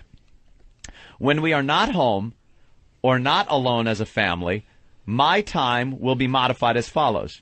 You will have your clothes, you will be able to speak openly, and you won't have to perform anything sexual before we are in bed. However, all other rules still apply. Of course they do. But if this is your time, isn't it really our time? Dude, this guy is setting himself up for the greatest fucking marriage ever. Oh, he's trying. Absolutely. I'm really trying to find something in here that I disagree with. Now there's like a sub-little thing he spells out. During my time, you will and will not. There's wills and will nots. Let's hear the will nots first. The will nots. During my time, you will not argue about anything with me or to me. That should be in every contract. This guy's a pimp. He really is. You will not complain about anything to me or about me. You will not cry, sob, whine, or pout. Oh. You will not sigh, moan, bulk, or otherwise show displeasure or unhappiness. He's saying don't be cunty. Right. During my time. He's basically saying be a guy. Yeah. You will not raise your voice at or to me. You will not be condescending to or about me. You will not ask for anything from me or of me or for me. Right. You will not be distracted from me by other things. Okay. That is like the top 10 things or 8 things that you complain about. Every guy complains about that girl. That is amazing. This is actually in the same contract that the interns have to sign with Opie. You ass. During my time, now the wills come up. Okay. You will be subservient, submissive, and totally obedient. You will do what you are asked, when you are asked, exactly how you are asked. You will be cheerful and adoring towards me. You will be close at all times unless otherwise told to. You will perform any and all sexual acts, including anal penetration and or ingestion of cum, when told to. And he should have put in parentheses and not necessarily in that order. Let me see. Perform sexual. Oh, acts excluding. Yeah. Wait a minute. You will perform any and all sexual acts, excluding anal penetration and or ingestion of cum when told to. Oh, I guess she doesn't like being fucked in the ass. Or Is that a so typo? he kind of threw her a bone. Maybe. Maybe he just doesn't know the difference between exclude and include. No. Here's what it is. Here's the sentence. You will perform any and all sexual acts when told to. In between the commas is excluding anal penetration and or ingestion of cum. So he's saying this. Look, with those exceptions, you're going to do anything you're told when told to. That makes perfect sense. Oh, okay. Yeah, right, very good. So he's saying he's not saying that he's not going to do that shit. No, he won't fuck her in the ass and she doesn't have to drink cum. She doesn't have to. If she wants to, that's fine. Right, but that nullifies the whole contract. He What's the use of can't having one? He can't force her into that. She must have really put up, if she agreed to the rest of it, but put up a fight to the ass and the cum drink, wow, she must have really put up some battle. This is like a Bob Eatman negotiation going on. All right, look. That's all she gets, is that she's not going to get fucked up the ass or have to drink cum. Whenever you negotiate a contract, there's always things you're willing to give up to get other things. I think she got my divorce lawyer. Right. So she's like, look, give me the anal and the swallowing. I don't want to do that. If you give me that, then I don't have to do that. I'll give you this. I'll give you the nude when the kids go to bed. But he also says she's not allowed to mention his name on her show. Oh, yes. Can you imagine if your daughter signed, you'd just be like, you signed this shit? You signed this? Yeah, let's go to Tony in I think you Wisconsin. disown her long before this contract comes across you. Hey, Tony. Yeah, I would just like to put in my nomination, Man of the Year. Man of the Year? Yep. Without a doubt. This guy is... We got 2 more pages to go here. All right, good behavior. Good behavior. Since there will be no trading, negotiations, or conciliations of any kind, you are given chances to earn good behavior days, GBDs. To receive GBDs, you are to be totally compliant with everything requested or expected of you and perform everything with complete and total enthusiasm. In addition, GBDs will be given when you do things from the descriptions below when not expected. If you try to perform something not expected and I tell you no, you will receive half GBDs. Specific GBD info is listed at the bottom right of each description. Each GBD can be used to get out of doing the thing requested or expected of you for an entire day. Wow, that's a pretty good deal. With the following exceptions: birthdays, anniversaries, shaving, and sleepwear. Isn't that pretty much everything? Unless someone is staying with us or we are staying with someone, then it can be used for sleepwear also. GBDs can be redeemed any time after you receive them to the end of the next quarter. You must notify me by 12 p.m. of the day you are using a GBD, or it cannot be used. You know This guy's got rules like a bank and shit. I love him. You know what I was just picturing? Is this guy at work and every guy's standing around the water cooler bitching about their wives? Yeah. And then he just pulls out this contract. Hey, guys, This is how you do it. let me show you how it's done, gentlemen. Or he starts bragging. I make my wife do this, and this. Bullshit. Bullshit. You're full of shit. Bullshit? You know, yeah. Let me show you a signed copy of this, my friend. Yeah, subset A, paragraph 6 clearly states that there will be a shaved anus in my face at 8:19 every night, unless it's Monday Night Football. All right, now it's the misbehavior and non-compliant Part of the contract. Yeah. Misbehavior is when you complain about what is requested or expected of you, or when you try to negotiate something else instead of what was requested or expected of you. If this happens, you will lose 5 GBDs per incident. Wow. Wow, so you earn 1 GBD at a time, but you can lose 5. It is also misbehavior when you perform half-assed. If this happens... If you're just calling it in. You will lose the GBDs. If you're just calling in your anal performance, you're going to be docked. So if you... She's not rubbing his balls during the blowjob. Get this. That was really a subpar blowjob. Yeah. It is also misbehavior when you perform half-assed. If this happens, you will lose the GBDs that would have been given to you. So if you try a little extra credit to earn a GBD and you fuck it up, you don't only not get the GBDs that you would have, you lose GBDs. And you know what's hilarious is after, like, the sexual act, she's like the figure skater sitting there waiting to get her scores. All out of breath and sweating, talking to her coach. Somebody holding her hand. How someone gives her flowers. Yeah. I think we should... Hey, you didn't rub the taint. It was a little half-assed. People throwing roses She's going to at be her. disappointed with this GBD score. I think we should start a GBD program with the guys around here. With the workers and interns and... Oh, how many GBDs would Iraq lose? Oh, every time something fucks up on the computer. Oh. There will be a bacon, egg, and cheese sandwich. Yes. All right, here we go. Where are we? If it continues after the GBD are lost, then you are considered non-compliant. However, it is not misbehavior to state that there are specific situations requested or expected of you that can hurt or cause pain. Okay, so if she's going to be in pain, she can make a request that not continue, and that won't be considered misbehavior. I think he's showing his sensitive side. This Got guy a lot is of a little courage. too sensitive. This guy's mushy as far as I'm concerned. It is also not misbehavior to suggest ways to avoid those specific situations other than to propose not to do them. Why don't you just sign over the farm, pal? Jesus Christ. Dude started off all strong, and now in misbehavior and noncompliance, he's fucking it all. He's giving it away. No, I know what this guy's all doing. right, Bill? If he slapped this fucking thing down, like 100% of everything that he wanted, that you're going to shut the fuck up and do everything I want, she's not going to sign it. So what he's got to do is just give her some gray area that maybe, hey, this guy's got a good heart if I don't want to do it. But later on. You think during the middle of the act when this psycho's dick is standing up, he hears anything but yes? It's going to hurt me. I suggest we do it another way. Yeah, he's going to go, oh, okay. That was paragraph what? Yeah, no, he's going to ram it home and say, shut up. Read paragraph 1 where it says no complaining. Yeah. During my What you time. will not do. Right. You are to do everything that is requested or expected of you. If you do not, you are considered non-compliant. You are also non-compliant if you start something and cannot or will not finish, even if you state that you are in pain or something hurts. All right, so once you start it, it's over, Johnny. You got to finish. Once you let me poke the head in, it's all going in. Okay, now it makes sense. This is like a cell phone contract.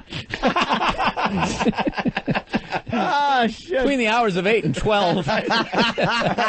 This guy's a free genius. nights and weekends. How many minutes do I get? He fucks her in the ass. It's considered roaming.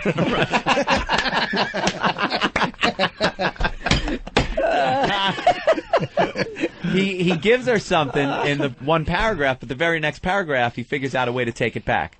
So he's a genius. No, he doesn't. He figures out a way to stop this lying whore from making excuses. Ow, that hurts. Once she starts something and doesn't like it. Once you start it, you have to finish. I think Jim's onto something, because I think the will not list of shit just cuts out all her bitching. If you are non-compliant, then you lose 3 times the amount of GBDs you would have been given. If you don't have enough GBDs to cover the loss, then you will be tied to the bed, and I will do whatever I wish to you. This will continue every night until you are ready to be compliant, at which time you will need to apologize and explain how you are ready to be my sex slave again. See, that's his out right there. Yep.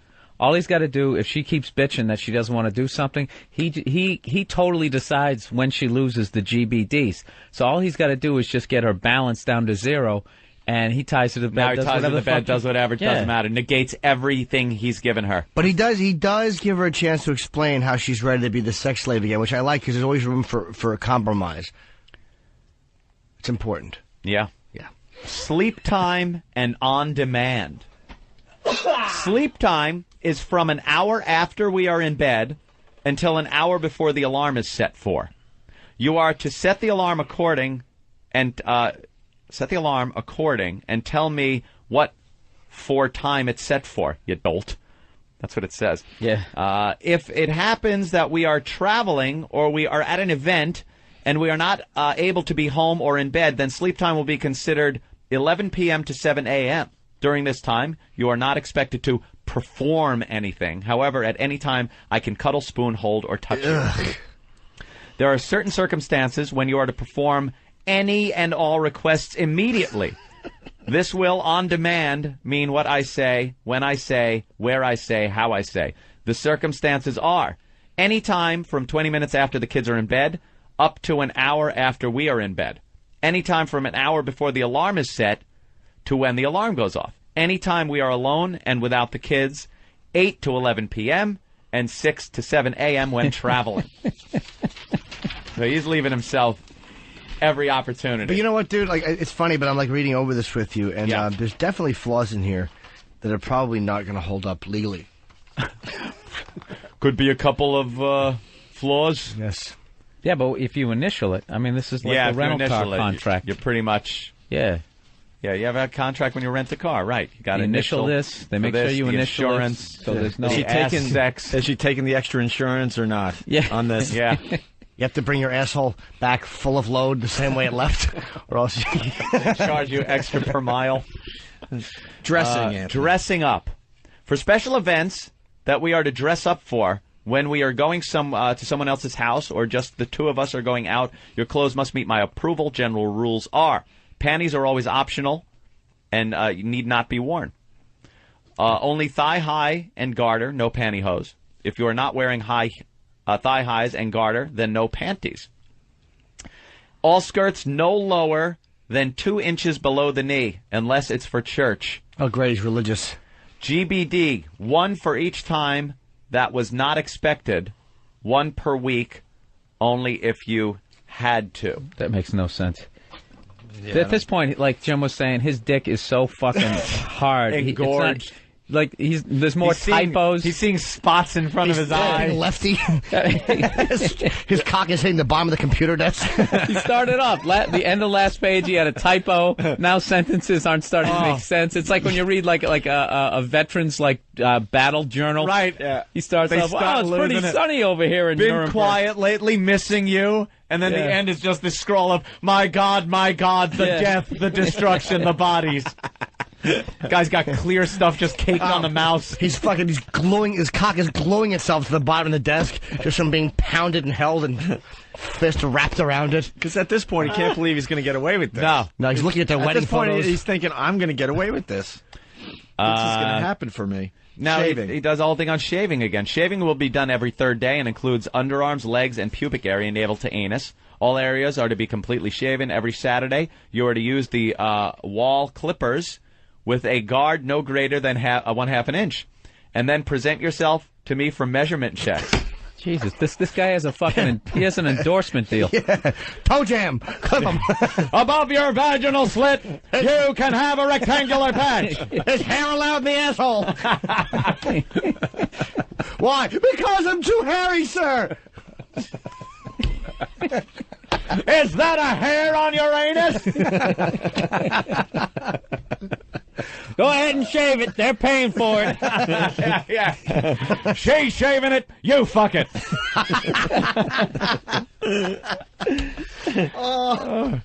She gets her menstruation. What is your major malfunction? Above your vaginal slit, you can have 1, a rectangular patch that must have be centered above your vaginal slit. It will have a length of no greater than 3/4 of an inch of length of your vaginal slit, no wider than 1 inch. 1 inch. Number 2, any other shape or design that is centered above your vaginal slit with an area no greater than that of an equilateral triangle with the height of 3/4 of the length of your vaginal slit, or 3, comply with the total clean shaven, regardless of which choice of shave. Non-compliance is based on a number 2 rate. Of course it is. Why would he even write that so obvious? And he has his GBD points, but we don't have to get into that. Just legally, you got to cover yourself. Sleepwear. Yeah. Sleepwear. I will select your sleepwear for you, and you will find it under your pillow. If there is none when you, then you are to be naked. Dude, this guy, I'm sorry to interrupt. This guy's like a control freak. No, let's read the rest of it before we make a conclusion like that, Jimmy. The guy, he's organized. I think he's exactly leaves no detail. Right. Why leave it open for some broad to make decisions for herself, make you unhappy? That's true. He's basically like Felix Unger if he were a rapist. Right. You are to have your sleepwear on within 20 minutes after the kids are in bed. This pertains to any time we are alone as a family, whether or not I am home or in bed with you, and whether or not we are at home. You are to have your sleepwear on within 20 minutes? I thought... Dude, again, he was supposed to be naked. He's so fueled up right now. It's coming out of his balls. Supposed to be naked if he didn't leave anything. Oh, these are under the circumstances if it's under a pillow. Her sleepwear is under the pillow. Yeah. If it's nothing under the pillow, then it's naked night. Dude, he has to stop jerking every 3 minutes because he's going to splooge. He is just ready to pop. He's just working wait till you get to the last page. If you respond to cunt. He's like frothing at the mouth. If there is someone else staying with us, or we are staying with someone else, that then you are to be naked at the time we go to bed, regardless of what was selected. During your menstrual cycle, you can wear a top and panties. The top is to be no longer than that to cover your butt cheeks. That's it. Here we go. Fellatio, intercourse, and other sex acts. Fellatio must be at least 5 minutes and may include climax. Intercourse includes anal and vaginal intercourse. Sex acts can be oral, anal, or vaginal and include, but are not limited to, stripping, hand jobs, fingering, masturbation, dildoing, vibrators, and object insertion. All application of lubes to myself, you, or any object will be done by you. See, this is what happens in a contract. It gets mixed up in all this legal mumbo-jumbo. All right, let me tell you how important... You got to read the GBDs on this one. Yeah, let me tell you how important the GBDs are as far as the sex goes. Legal mumbo-jumbo. This is why you have a lawyer. You don't know. You can't make heads or tails. Whereas... Who there to dildoing and vibrators. You know what I like here? I just noticed is the headings. I like the fancy lettering, like it's a fairy tale. Found some fonts. Once upon a time, there was a rapist. Yeah, he's found some interesting little fonts. Yeah. The GBDs for the sex acts. GBD, 14 GBD points will be given for anal intercourse not expected. I want to say that's 19. It might be 19 in it. It could be. It looked like a 4. Okay, 19. Okay. Wow, even more. How do you define not expected? He takes it, or she offers it? She offers it. I think she gets on all fours, turns around, and goes, "Fuck me in the ass." But it doesn't happen that way. While he's in her vag, she probably goes, "Put it in my ass." You think? Yeah, of course. I wouldn't give her 19 for that kind of lackluster attitude. Oh, I would. He's so gone. You know what, Jim? You were phoning it in. Yeah, phoned lost it in. all GBDs. You lost all your GBDs. Yeah, maybe she has to do a little acting. All right. 7 GBDs for anal intercourse expected. That's why I was thinking it was 14. It's double the GBDs if it's unexpected. Yeah. 3 per fellatio to ejaculation. 1 for each not expected. 3 per week for expected. I guess that's just sex. Yeah. It's a total of 33 points. No, that blowjob not expected, that's the Goodfellas moment in the kitchen. Oh, that's it? Yeah, right. before she goes shopping. Yep. She could really pile up the GBDs in that section right there. Absolutely. The sex things are piling. One bottle of Jack. She'll have a fucking month to herself. Not this nudge. Birthdays and anniversaries. Well, this sounds sweet. Yeah. On your birthday, January 4th, you will receive 1 GBD that is good only on your birthday. On or before my birthday, you will select and purchase a sex toy for yourself. This will be considered my birthday gift from you. On or before our anniversary, you will select or purchase new lingerie for yourself. Lingerie may include a cameo and panty set, nice nylons and garter set, corset, baby doll set, a costume bra and panty set, etc. Lingerie does not include nightgowns or PJs. The lingerie that you selected and purchased will be your sleepwear for that night. Photos. Just about done here, kids. You are to post for 20 photos per quarter on demand unless your quota is filled. Outfits, toys, and poses will always be chosen by me. You must be freshly shaven on the day the photos are taken, regardless of your shaving schedule. You will also style hair, apply makeup, and nail polish as needed. All photos are done in sets no less than 5. You have a quota of 1 set per month. Oh, she's got to do a set of photos per month. Wow, there must be a lot of pictures of this broad. And more GBDs given out. Quarterly getting wordly. Negotiation. This is it, the last quarterly negotiation. Like when you get one of those Parker Brothers games that's like too involved. You just say, the inside box. Yeah. You just like, you know what? Fuck this game. Let's just say. Let's go play Monopoly again. And get the money for free parking. Let's go play No, Sorry. it's not in the rules. Yeah, really. Let's just. You will not wear full back panties. You will not wear pantyhose. I will teach you. Quarterly negotiation. By the first day of each quarter, you must choose how to keep track of your GBDs. You can either be given actual paper GBDs that you are responsible for returning to be redeemed, or you can choose to have them tracked on a computer. By the end of the first day of each quarter, you are to choose your pet name that you want me to call you by. Your choice must meet my approval, and noncompliance will be a 20 GBD loss. Uh-oh. 20 GBD loss. Wait a minute. She's got to come up with a name. If he doesn't like the name, he just gets rid of 20 GBDs. That's how she loses all the GBDs. She makes up for ass sex. This guy's a genius. Come up with a name. Your ass sex queen. Nope, don't like it. Minus 20. Minus Try 20. again. Try again. Cupcake. This is like the sexual loan shark where you just once you get in with them, you're never able to pay them This back. is his banking fees for the ATM. She's trying to get the GD, and you just hit it at a strip club where it's like $10 to take out 10. As most non-legal minds, you're all misreading this contract. All right, Jimmy, it's please. Embarrassing. Jimmy Norton Esquire, could you please? What he says here, and your choice must meet my approval, and non-compliance will be a 20 GBD loss. He does not say for the suggestion you take the loss. He is saying for non-compliance. But, dude, there's a gray area here. Gray area here. By the end of the first day of each quarter, you must choose your pet name that you want me to call you by. Your choice must meet my approval.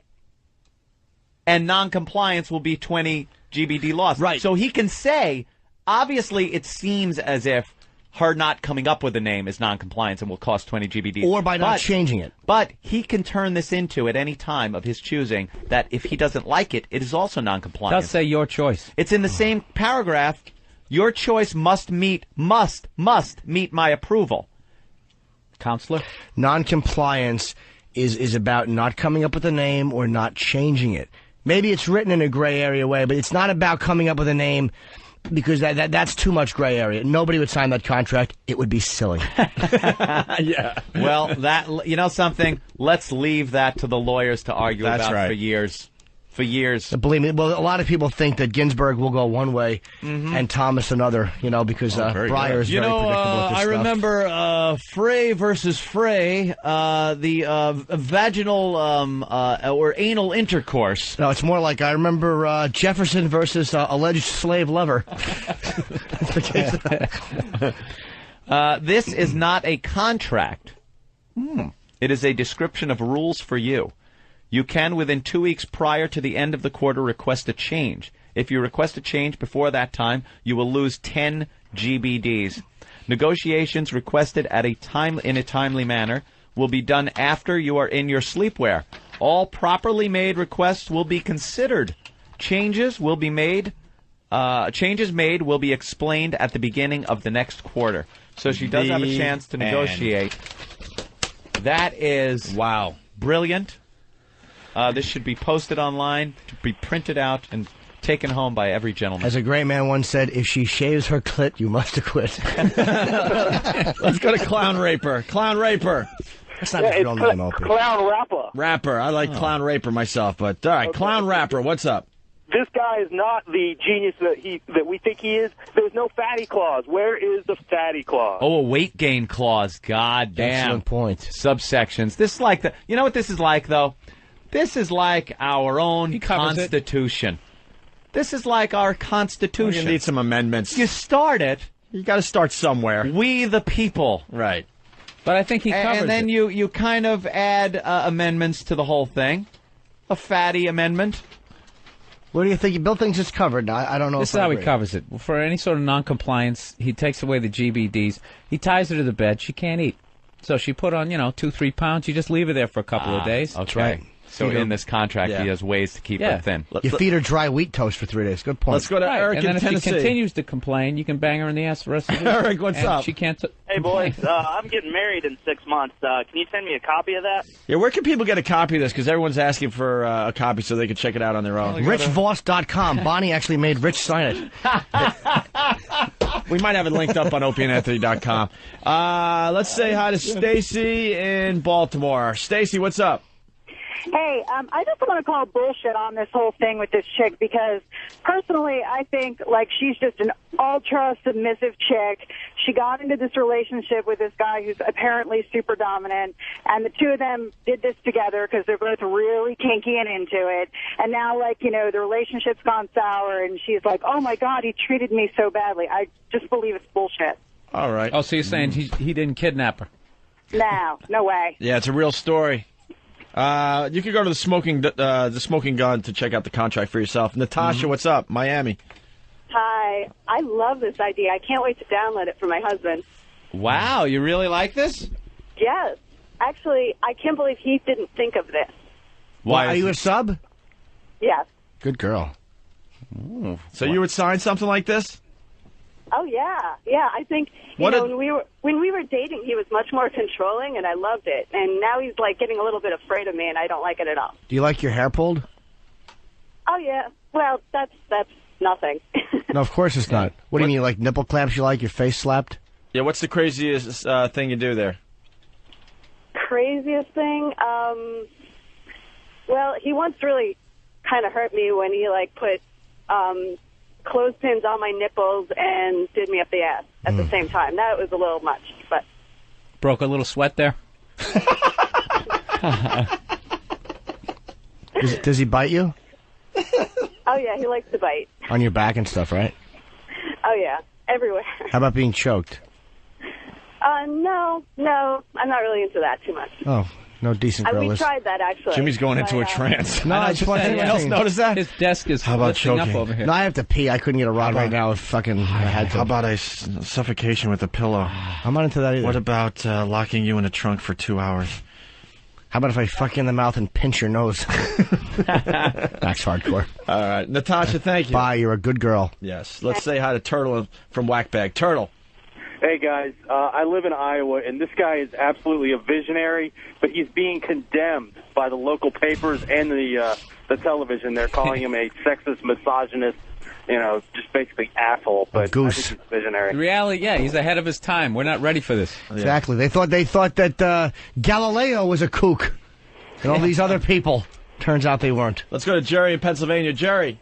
Hey, I just wanted to comment on that, man. It sounds like a work contract to work for Howard Stern. That's pretty good, actually. Thank you. All right, man, later. All right. We haven't taken a break in a very long time. I got to take a leak already. A little tease here. Heather in Minnesota. What do you got for us after the break? I'm just calling about my little show last night. This is Two Bugs. And Jimmy told you to call? Yeah, Jimmy told me to call. All right. This girl, Heather, she got crazy on Pal Talk last night, and she's calling in to tell us all about it. Right? What the hell happened there? Hello? That's even more bizarre. Heather?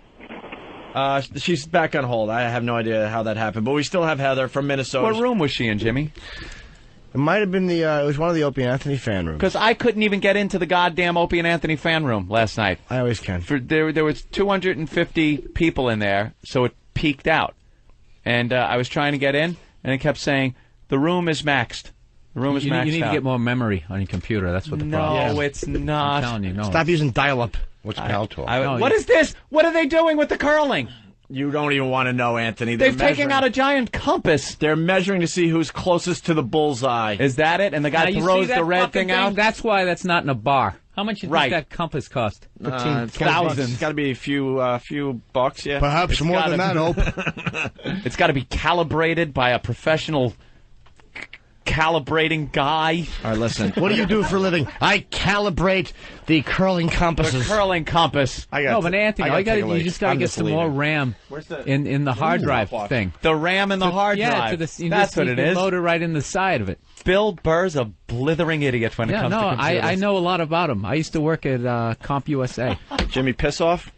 What's the record? A minute 57? Whatever it is, but I'll have one with you. All right, I'm going for the record today. We're doing the same urinal, too. Helmet to helmet. Two men fighting it out. Remember our contract, Jimmy. You will hold my cock when I piss, unless otherwise instructed. And you will make the yummy noise whenever it's presented to you. Non-compliance is loss of 20 GBDs. And all mic privileges. Rich Voss joins the program next. A big anniversary for Rich Voss. We'll explain next. Stay there. It's Whip 'em Out Wednesday on the Opie and Anthony program today. Want to know more about WOW? Go to opieandanthony.com. We got to say hi to Rich Voss. Hey, what's happening? He has joined the program. You know, Bonnie and I have a contract, too. I won't drool on her, and she won't fuck people that say she's funny. That's where she draws the line. That wasn't bad. To open up, to open up with. As an opener? As an opener? No, it gave you somewhere to go. Yeah, it's it gave, you can build. You can build. Can I tell you a quick story real quick? Oh, God, yes. No, it's not even a... I said, oh, God, yes. I take a little abuse on Whackbag, this and that, but this time I really deserve this. I was doing an audition yesterday with Wee Man from Jackass. Oh, God. He has bigger hands than me. I put my hands next to him. Oh, my God. I swear to God. So when they call me midget fingers or midget hands, they're really right. They're very correct. Hey, it's Voss. By the way, it's Voss. We had a pee off during the break. Yep.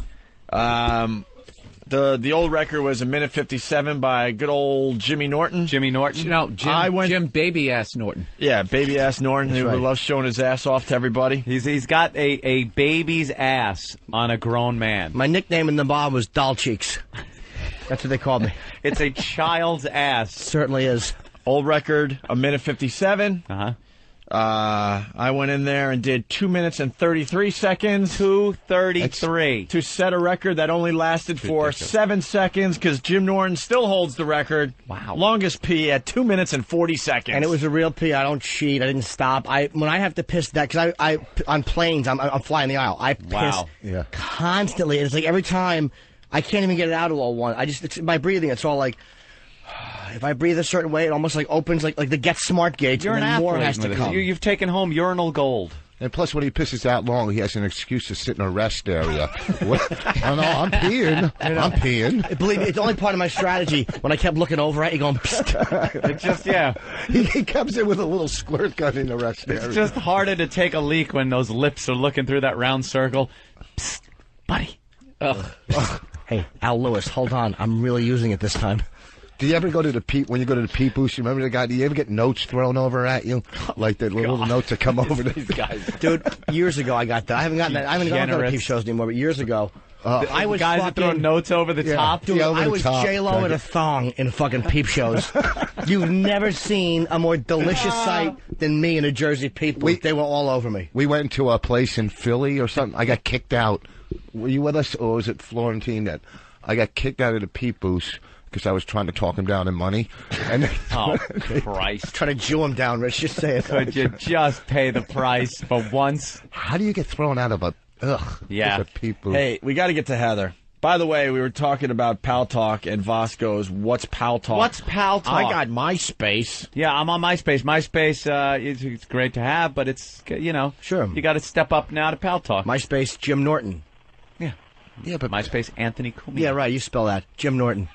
Who's leading in that, by the way? C-U-M-I-N. Who has more friends? Well, Jimmy still has more friends. Why? I'm right behind you guys, though. I've sent out money, and they knew I would send out money. Jimmy and never sends out money. He's lying. Shut up. I send out $50 You don't send anything out. and a You send out $3,000 gift certificate.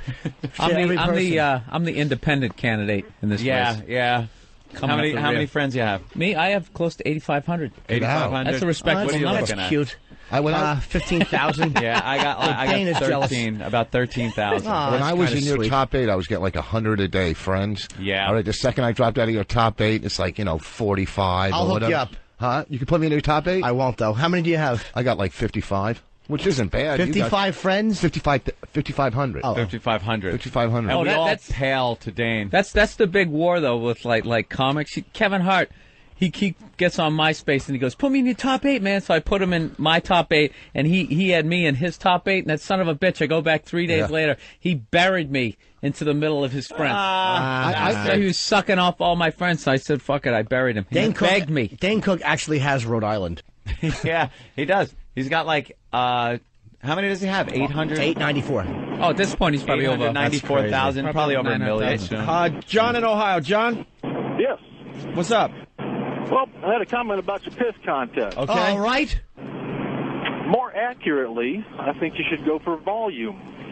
Because you figure pressure. Yeah, because I don't know what Jimmy was doing over there. I don't know if he was just dribbling for a while or what. Sometimes you do dribble. It's part of you dribble a little bit, then you piss hard. It's just the way it flows out. All right, next contest. Next contest, we line up the water bottles. We're going for pure Well, you volume. figure Volume Professor and go for Right. both. Time and Professor volume. Anthony ought to have a graduated cylinder. No, because I'll force it out. A graduated cylinder. Yeah, we're going with volume next pee I'm contest. completely for that. Well, All right. and as far as volume goes, I've done 33 to 34 ounces. I don't know what that means, sir. That's got to be. think That's of got to what be a a couple 40. water bottles. I'm You thinking. think of what a 40 is like, All right. Good idea, Oh, John. Sweet. It's all yeah. about the CD-ROM, You just get one of those in there, dude.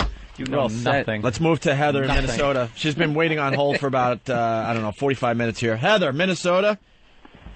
We're getting back to you. So you were on Pal Talk last night? Yeah. Yep. And? Yeah, I did a little show for everybody. You did a little show on Pal Talk? Yeah. Oh, yeah. Yeah. Well, I yeah. only saw part of it. I didn't see the whole show. I saw part. I was doing a show for Jimmy. He's a funny looking one. Yeah. Yeah. All these guys were sending me instant messages, and they're saying, you got to go over and see this girl. Yeah. Pal Talk. Hey, we're going crazy over by the lake on Pal Talk. And the next thing you know, she's putting her pussy in a wood chipper. I went over to her room, and what's your name on Pal Talk? Toots? Tootbug. Tootbug. Tootbug. Not a window I would ever open, by the way. I would never open someone with that name. I'd think it was a guy. And what room were you in? The main Yeah, the fan room, I think. Opie and Anthony fan. Yeah. Yeah. And then and what kind of act were you doing? I did a little wow and then showed my little landing strip and then pulled out the pink dildo and then my boyfriend joined me for the end. I didn't see the end. I saw her. She has a nice meaty one, by the way. She was using the dildo on herself, and I even heard some audio. You had the audio on at one point, didn't you? Yeah. It was really, really... Off and on, it wasn't working too good. What's she but- going? Oh. You couldn't hear it, no, because you couldn't see her face. It was just a crotch shot. Oh, yeah. And what did it sound like? It sounded like Jimmy Stewart eating applesauce. Is what it sounded like. It was just like... very sexy. I didn't see the boyfriend part. I missed the sex. Oh, you missed the best part of it then. Well, yeah, I know. Do you spank it to these girls? No, I don't. I circle biblical passages. Stupid. I spank it when they're fully dressed and crying about a dead relative. It's all about A If lot she has of a the pal pussy talk. and a computer, I'm jerking off. A lot of the pal talk is about hooking up. There are conversation rooms, but then there's an adult section, and you click on that, and there's a bunch of rooms of things like. Well, let me pull up some name rooms for you over here. We'll go to rooms. Yeah, go click on the hard drive. Adult. Shut up. And a playground. All right. Orgasms Are Us, multicam, and oral. There are 350 people in there. iPorn, perverts, pervettes, flicks, and cams. Ladies making men hard. Ooh. We like to be watched. Anal, sex, and porn videos. BBWs, big beautiful women, no rules. Ugh, there should be nobody in that room. Just 5 cows. Bisex. 5 cows grazing. Bisex orgy, hardcore anal, pee, fetish extremes. And then you pop onto these rooms. Let's say, guys, you're going to lose the sound for a minute because I'm going to punch one of these rooms up. Let's see. See these cams? Now let me pop a couple up. Look. There's someone with a foot up someone's ass. Oh, my God. Quite literally. Up a dude's ass. That's nuts hanging down. Up a guy's ass. No, that's a hand. That's a hand. Wow. It's a hand? It looks like a knee. That's a foot up to the heel. That's a knee up to the heel. That right? is fucking... No. Is it, or is it an arm? Oh, it's an arm. Dude, what is it? It's a foot. It's a leg. No, it isn't. Because here's another leg. No, it isn't. It doesn't look like Norton has a baby ass there. It's a foot. Hand. It's a fucking hand. Look, here it's coming out. It's a foot, you idiot. Oh, my God. Jimmy, look, it's a foot. It's a hand. Jimmy, it's a foot. It's a foot. God, that is a foot. Ah! Oh, look at the exit wound. Look at the exit wound. Oh, he just sucked it back in. Look. It's moving like a horse's ass after it takes a shit.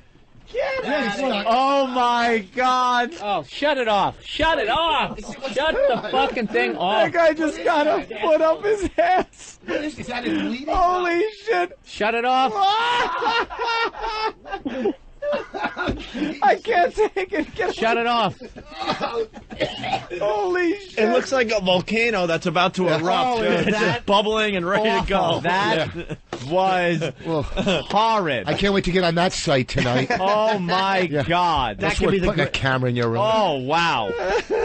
So run out there and get your cameras, everybody, because... That was horrid. Not only was it a funny ass, it was acrobatic. Like, he did it backwards, and, like, I mean, that was fucking... Yeah, there was a technique to it. Yeah. Was standing there with the back toward the ass, and then bent the leg at the knee and shoved the foot up the ass from beneath. What's next? A horse? I know, I was going to say. Like, I'll look for that room. There's probably You know what's great about these webcams? They were invented so maybe you could have a little conference call with your office workers. That's how it's presented when it's first thought up. Hey, they go, you know we got something? this great idea for business. You know, how many You're times in have we... L.A. and I'm in New York. We don't have to fly anymore. You can hold up that pie chart. Right. Bob, how many times have we flown to Tokyo to take a meeting? Right. Now we can get on something, video conferencing. From my computer, I can look at our contract with Wang over there, and then like 10 minutes after that, if a chick's on the other end, I could jerk off to this. Right.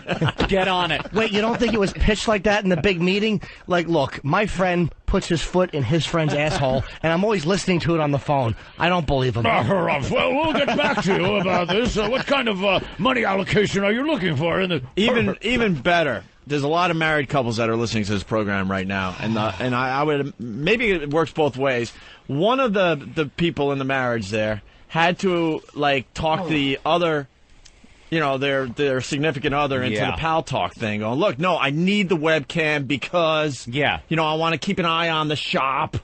Right, you like put it in the shop. I want to know some of the real reasons you use to get the webcam in your house. Legitimate reasons. Because you know damn well, you know, guys are like, oh, fuck. Well, when she goes to bed, I can check out other girls. Blah, I want to know how you But guys how am I are going to get the webcam installed without her being on to me here? How about you guys just nonchalantly riffing now after you just fucking... It didn't even happen. I don't want to hear it. If I don't talk my fucking heart, I will never go down. Opie's going to have a bowl of cereal in about 3 minutes. Yes, we We've seen it all. Red ones with little fucking like Well, you know what? Frankenberry. Give me the Cocoa Puffs. I'm ready here. I would like to maintain a certain level of innocence.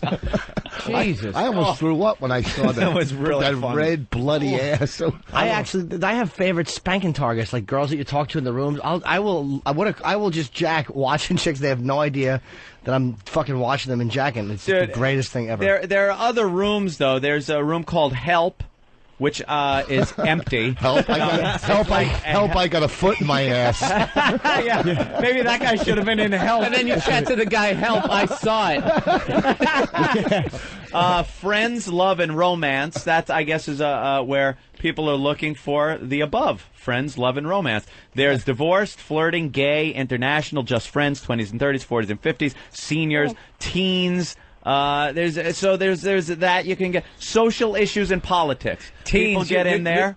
You're just playing Russian roulette there. Yeah. You go into that fucking room. Well, let's pop on Teens. What's in there? That's some fresh-faced FBI agent in a wig. There are 49. There are 49 people in the bored teens party room. Let's and click one's on a that. teenager. You're going to lose the. Let's say hi. Close one of your open groups before trying to enter another. Yeah, dangerous. Creep. Let's do that tomorrow. I have to close foot up the ass room in order to get in. Come That's too on, bad. Ant. That's also the Dr. Scholl's meeting room. In the morning. No, I'm not. What is that awful commercial? Are you gelling? That guy's ass was gelling. All right, I should find out. Let's go to John in Connecticut. John? Hey, guys, I went out and got Pal Talk because you're talking about it, and I have not once made it to an Opie and Anthony room because I can't get past all the naked chicks. I just spend my time sitting there waiting for these chicks to show their tits, and I have not once made it to the Opie and Anthony room. Dude, I have jacked to every chick in the O&A rooms when they have there's something like some of them will flash. Like Lucci will flash, or a couple other girls will flash, and I'll jack. But I like to jack when they're just talking, because there's just something really creepy about it. You'll never creepy. You'll never put your dick on there, like so people can know. Stupid. No. And you just, some of the chicks are just teasers, but you sit there for like hours waiting to see the girl can do something. They're teasers. Takes over your life. Look, he stopped going to the gym. Yeah. No, I've been going more so I can put the cam on my stomach and dick eventually. Oh, there are. I'm sick and tired of flashing the TV. Wait, you don't want to blend in with the rest of them with their beer guts and fucking jerking their cocks? No. There are rooms where you go in and it's like ladies looking for men, and you go there. There's not one woman to be found. Every camera you click on is some fucking Arab animal sitting there jerking off. Yeah, that's. I know. It's hot. I love the guy. You ever see the guys who jerk off under the desk? It's like you have a camera angle. The guy puts it on the floor, and you just see his hand going back and forth. It's the creepiest he's at work. thing I did when I was in L.A.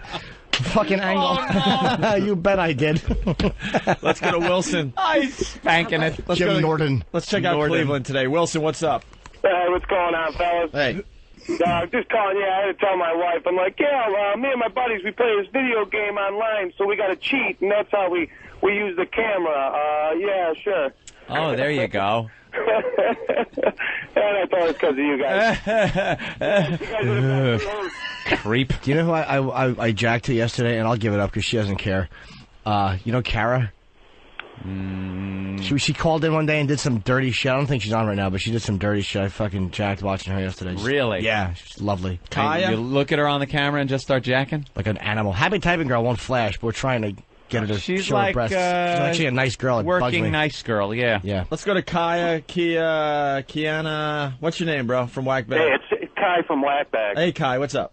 Hey, dudes. Pal Talk damn near destroyed my marriage about 2.5 years ago. Yeah. Explain, please. Is that a semicolon or a period? It's a semicolon, Jimmy. No, I was on all the time, 8-9 hours a day, meeting women all left and right. I used to drive over the road and I'd meet up with them.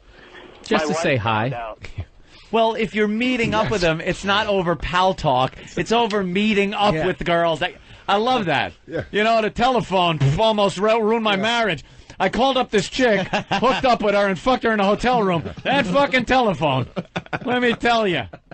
Let me tell you about the time a dime almost got me put in jail for murder. Let's say hi to Mark in Michigan. Mark. Hey, yeah, I just wanted to tell you guys, Yahoo used to have that same thing about, 6-8 months ago. And they don't have it anymore.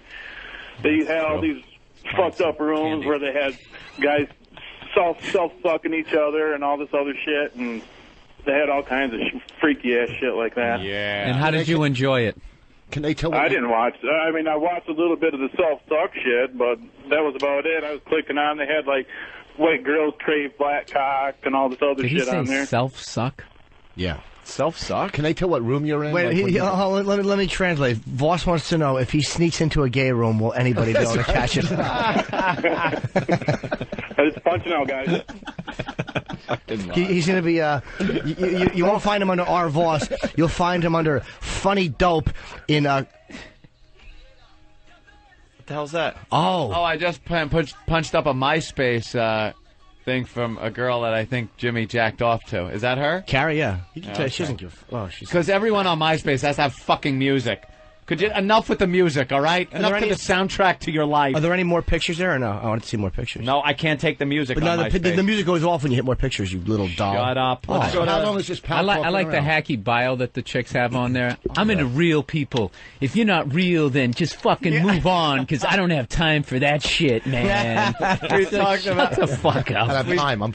We've talked about things like the music and the bio and the pictures, the angle. And the eye, where you just see the girl's eye, and there's a lot of eye giving the makeup finger on. like you're some sort of badass, Yeah. and like everybody has that at this point. Well, Or you're saying lips. how they hide that they're a fat Yeah, pig. and you're you go to saying. the more pictures, and it's just them all blown up. Well, they only do from the neck up. Yeah, See, there's they gonna be have a to problem. Have a picture holding up a newspaper with a date on it, Yeah, so you do know. that, too. Hold up with the date, so we know that you're not fat anymore. Or they're fucking standing on a beach, but they're like 400 yards away. Like it was taken with the. Who took that? Fucking the Hubble or the Gotti surveillance team? You fat cunt. You think you're fooling with that? You're floating over the Super Bowl, you fat pig. Let's go to Sonny Forelli. Sonny. Hey, guys, what's happening? Good to hear from you, Sonny. Sonny's been a plug whore all day on Pal Talk. He keeps wanting to put up links. What's up? No, I'm not putting up any links. I'm just letting people know where to go. Hi, sweetie. Hey, listen, I got Pal Talk, obviously, and I'm married. But, see, I made my wife sign a contract. Yeah, sure you did. Yeah, I did. You wanted a big laugh on that. Nice one, Sonny. Okay, all right. so AOL paid like $500 million for MySpace. Yeah. How much do you think they'll pay for Pal Talk? I think Do you Fox bought it for $750 million. I think. What, for MySpace? MySpace, yes. Yeah, let's go to Brian in Michigan. Brian? I think. Shit foot. A little late, but he got it in. That is hilarious. And that was actually Heather Mills doing it. So what a balancing act. One more. BCH. Nothing? Oof. BCH. Boy, did that bomb. I thought I would get a nice laugh. I wasn't listening. I said it was Heather Mills doing it. So what a balancing see? act. All right, now that's funny. Shit foot. I'm just thinking of the fucking money that guy made. $750 million. Seinfeld, writing brilliant scripts, 10 fucking What's years. up, Opie? Yeah. What's up? Gets 500. Something I've discovered, as crazy and fucking cringy and outlandish as you think fucking ONF fans are, Pal Talk is the only place where they're the most normal fucking people in there. Yep. It's incredible. The other rooms are crazy. Yeah, the other rooms are, you just saw. How long did it take me to punch up a foot up some guy's ass? Yep. It was seconds. I know, and it's like fucking 10:30 in the morning, even if he's on the East Coast. Wait, it was kind of weird though. Anthony knew exactly where to go. Absolutely. I know how to navigate to the foot up the ass. Let's point that out. Was that live or a video?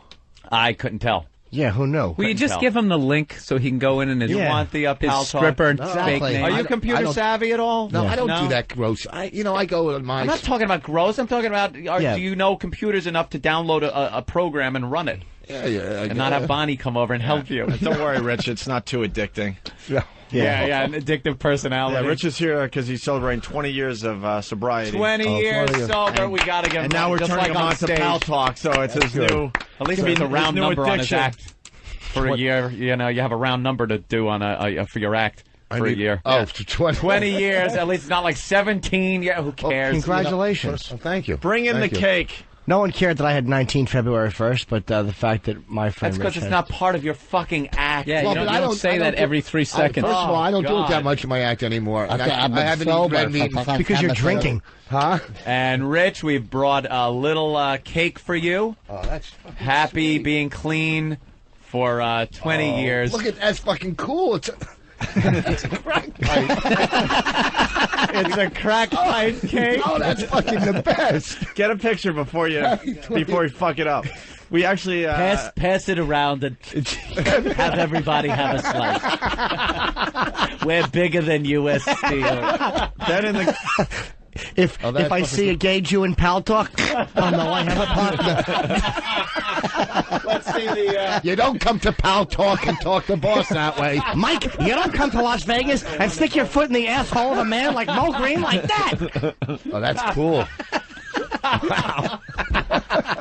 Ben and the guys got to get credit. They came up with this. Good job, man. It's a crack pipe cake. What did the baker there, whatever the fucking guy is, who makes the cake? Enzo. The baker. What did he say? For your father. For your crackhead comedian friend. Big crack pipe for your father. For your. If you almost fell, didn't you? Don Corleone. That'd have been great. If he fell and broke his wrist and fucking went face first into the cake. And get a picture for the website, because that's too good. Get a picture, E-Rock. Get a nice picture. We can't cut this. We got to save this. Oh, yeah. For what? It's food. You're going to lacquer it? Yeah, what are you going to do with it? We're cutting it in 3 seconds, you goose egg. I'm starving. Frame it so you can smash it. What is I it? put it next to my bush thing. What type of cake is it? You can literally hear him spitting on Chocolate the cake. cake? It's a real I cake. know. You can't Could save you it. not talk over the cake if Yeah, people are get going the to eat fucking it? cake away from the We need a slobbering fucking salad sack. bar. No. Sneeze Rich, guard. Do you know how to take a picture? No, he doesn't. He's trying to set up a nice picture. No one's for ever you. asked him. Yeah. All right, now. Just smile. E-Rock, not of the box. We want to get the cake. You're spitting on it. Pass it around. Pass it around. Hey, can we get some plates and some knives in here? Will you fucking lumps? Here's how we'll do it, though.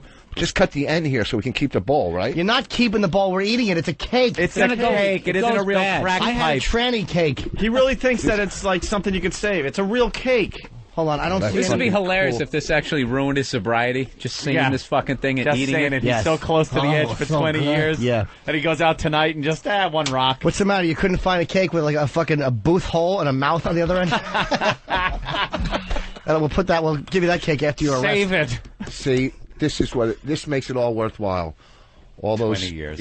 No, I mean coming into studio and having this thing. This is great. Yeah. I'm telling you. Rich, don't try to have a touching moment on the show. I know. I'm very happy for Voss. That's a What are you tremendous kidding thing. me? 20 years. Seems like yesterday you were sucking dick for crack, right? No, I mean it's tremendous to be 20 years sober and still act like you have 90 days. I'm fucking as dry as tumbleweed. Yeah, you cut the first piece, Rich. Mm-hmm. We're having cake. There he goes. We're celebrating our friend's 20 years sober. 20 years without With a crack pipe cake. Is that 20 years with everything? Booze, drugs, everything. Not gambling's only about 2 Opie, years. once 2 again, years? saw your skills. Yeah. How you somehow spun out of foot up the ass to his sobriety. Yeah. Oh, look at that. Oh, I get the end piece. Yay! There you go. Thank you. Fatso likes more frosting. That's wonderful. Ooh. Oh, this is fucking nice. Good cake. It's laced with hash. No. Yeah, wouldn't that be good? You can't do that. Lace the fucking cake. No. Dope. Now that would be a joke. Opie, what are 20 you years doing? sober. That's not how you get the cake. What did he do? He smashed. Oh, Opie, just punch the cake. Eat it off your hand now. That's what the foot looked like when it came out of that guy's ass. I know. That's nice. Oh, this is I'll good. get a slice of this. Well, that was the intern's portion that just got punched. Jesus, he smashed out like it was Paul Bond's face. Do we have any paper towels? Congratulations, Thank you. Rich. This is good shit, man. It's good cake. I may have 2 pieces. You guys should eat closer to the mics. Well, we can take a break as we cut up the cake. I thought you were eating healthy, Billy. I know. Billy's outside and when he's having tuna with lemon on it. Well, Billy's working out and I'm working out. We can have a piece of cake. Am I right or wrong, B? Hey, anything in moderation. That's No. right. Why don't we take a break? We'll Double continue B. with That's my Rich nickname. Voss and his cake. I Rich, guess. you got your 60th birthday coming up, right? Everyone's getting a piece of Rich Voss's cake. I had 2 pieces, Opie. Jimmy. Save a piece. Moderation. I want to bring a piece of that down to the Helium Comedy Club in Philly this week. I'm going to bring a piece down. Nice. Who's that? Very nice plug. I am. Rich Voss at Helium Comedy Club in Philly. Yeah. Brand new club down there in Philly. I'm going to be in Albany with me at the Comedy Works at Albany. Wait. You're going to be at Helium? Yeah. In Philly, Rich Voss? No, I'm not gonna You know be what there. the best thing about that Helium Comedy Club is? It's right down the street from Bananas in Hasbrook Heights. Yeah, I'm going to be. We have no bananas. We have no bananas today. It's this weekend. I'd rather walk on to the sound of that guy's foot being pulled out of the asshole. And you know there was a sound. All right, listen. Let's get the plugs in. Bill Burr, where are you going to be? I'll be Bananas, Hasbrook Heights. Very good. Yes. This Friday, Saturday. No bananas. We have no bananas today. Jimmy's going to be in Albany. Not important. I'm not here to plug. I'm here to have fun and entertain people. That means you sold out. Congratulations. No, I don't know if I did or not. Artistically, yes. Fucking the Comedy Works in Albany. Jimmy. And Rich Voss at Helium Comedy Club in Philly. So we're surrounding the tri-state area. So that bald-headed guy that sells T-shirts doesn't know where to drive to. The one who drove 4 hours to see you on a gig you canceled. Did he? Yeah, he drove 4 hours, and he All right, listen. SUNY Delhi? Yeah. Oh, hey, I couldn't help it. I was shooting Lucky Louie. What am I going to do? Not shoot? Am I right or wrong, Double B? You're right. You're right. Nathaniel came in here to tell us something. I would like him to tell everybody. All right. Live on the radio. Because it is too good. I'm not setting him up. This is really a good thing. Nathaniel? With his riveting energy. Here we go. All right, is this running? Yes. All right. I didn't want to steal his line. Danny is the star of a new advertisement on the 202 network. Really? Yes, he's hawking some wares. And what would the wares be? Pretty sure it's boner cream. Boner cream. That means we're doing well with this radio show. You know the something? boner cream advertising is coming in. Once this show you is start getting blowing the up. boner cream. Are you kidding? No, it's a brand new sponsor. Can we hear this spot? Welcome. Let me hear. Wait, did they pay you for the spot? Oh, God. Oh, Jimmy. Jesus. Who Jimmy? gets gaseous after 2 slices of cake? I want... He heard the word boner. Oh. He gets gaseous after he breathes. Yeah. I haven't farted in the studio in a month. I know. It's been very nice. I just get scared. All right, let's listen to the new spot, Anthony. The new sponsor. It's Yes. some kind of boner cream. Can your wife or girlfriend count on you to perform in the bedroom? Let's face it, you're not getting any younger, but that doesn't mean you shouldn't be having satisfying, pleasurable, intimate relations. And now with Maxiderm, you can. Maxiderm is not a pill and doesn't require a prescription. It's a cream that you or your partner can apply directly to the source of the problem. You or Derek. You'll feel the blood fill, creating a strong, vigorous reaction. Ooh. And Maxiderm's deeply penetrating formula will bring satisfaction to you and your partner. So what are you waiting for? If you call right now, we'll tell you how to get a month's supply absolutely free. So call and feel the difference. Try Maxiderm today, risk-free for 90 days. 1-800-560-6160. Don't let another weekend go by wishing you tried Maxiderm. Call Maxiderm right now at 1-800-560-6160. Your call is completely confidential. 1-800-560-6160. That's 1-800-560-6160. You know what I like about Individual it? results may vary. What? This product is not intended to diagnose, treat, cure, or prevent any disease. The faster you apply it, the better it feels. And Maxiderm doesn't work for anal sex. For that, you need tough actin to actin. I fucking bought this stuff years ago to put on your dick to numb it so you wouldn't fucking shoot quick. Right. So I put it on and I'm banging my ex-wife, right? I couldn't feel anything. I couldn't feel it. And it kept, forever, I came out, I broke blood vessels in my dick. It was all black and blue from fucking so long. Wow. Because you can't feel it. It's completely numb. It was a numbing agent. How'd you stay hard? Yeah. Huh? How'd you stay hard? Well, mentally, I was thinking, I'm fucking, so I'm staying hard, but you can't feel it, and it was just, you can get this shit anywhere. Why don't you just think of baseball or your last set? Ooh. You know, just something. Nothing. Oh, last set. Jesus. It just numbing. Oh, Wow. Please. Fucking open mic or Billy jumps in. Danny, that was a great delivery, by the way. Oh, thank you. Yeah. Read You on didn't, that. you didn't give out the number enough times, though. I didn't write the copy. It was very believable. Yeah. Did you Didn't try write the it. stuff? Did No, I they make have you not. try the stuff? Get a free sample? No. That'd yet. be nice. Come in, maybe a weekend. We could pop up the Pal Talk camera. You, Derek, your Yeah. balls. You could rub it on each other. Yeah. Sword fight in the And then Steve can run in. I don't like the taste. He left, didn't he? It's his birthday today. Steve's birthday? Yeah, we told him to go home and enjoy how old himself. is he? I think he's, I don't know. He's probably upset he didn't get a cake. Yeah, let's go to Mike in Philly. Mike? Hey, guys. How's it going? Hey. Good. what a Hey, jacker. Boss, love you, man. What? Boss, love you, man. Thank you. Sorry, got a jacker in the room. He's not even a big mule, so it's not even fun to watch. It's just Hey, soft, with and he's... that, Oh, go ahead, you talk. Because I'm sure what Mike has to say is so much funnier than No, what go Jimmy ahead, was dude. about to spew no, out. that's fine. I was about to get to a big, long bit, but you go right ahead. What were you saying? Just want to know, if you use that boner cream, does your hand get bigger, too? Oh, that's all. Oh, God, that old gag. Way to go. Thanks for spoiling everything. Let's go to Chester in Newburgh. Chester? Hey, what's going on, fellas? What's up? Hi, Chet. Oh, thanks. Okay. I just want to let you guys know that that's not really a good ad there, man. Because, like, a month's supply for some guys could actually last a lifetime. Ooh. Hey, come But on. seriously, folks. Try the veal. I'll be here all weekend. Now, that wasn't that bad. What are you trying to say that some guys, like, just come quick? No, if you got to apply that shit every time you have sex, some guys might last a lifetime with just one bottle of it. Why? Because you're saying because a lot of guys are married, right? No, he's saying sometimes you get... Wait, what were you saying? You have to apply that stuff every time you have sex. Right. What stuff? The cream. The cream. Yeah. Yeah, just slow it down a little.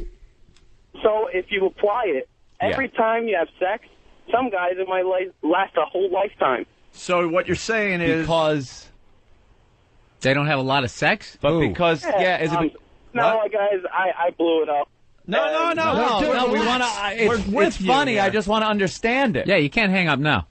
Why would he need it more? Because, oh, God. The wording wasn't clear, dude. That's all it is. I know the joke is decent. The wording wasn't clear. Just be clear. Why would he need it more or less? He doesn't have sex a lot? You're starting to make me forget my own joke. No. All right, calm down and start over. Just start over. Start over. Okay. Hey, guys, how's it going? What's up, Mike? All right. Okay. Chester, whatever your name is. You know that Maxiderm stuff? Yeah. Yes. Well, if you have to apply it every time you have sex, Yeah. some guys might use a free subscription 1 month of it in a lifetime. Well, see, you got to do it in more energy, like Billy or a Heffron type comic, like run around the stage. You know, run around the stage for no apparent reason. That's great. You know. Hold on a minute. Voss, who's hurt 8 minutes too late. Wait. Oh, God.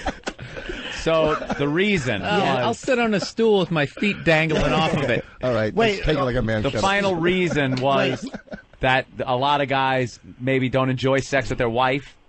So Guys.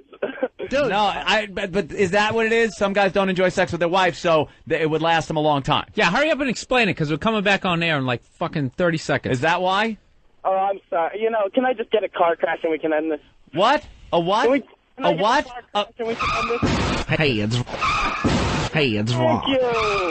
Hey, it's Voss.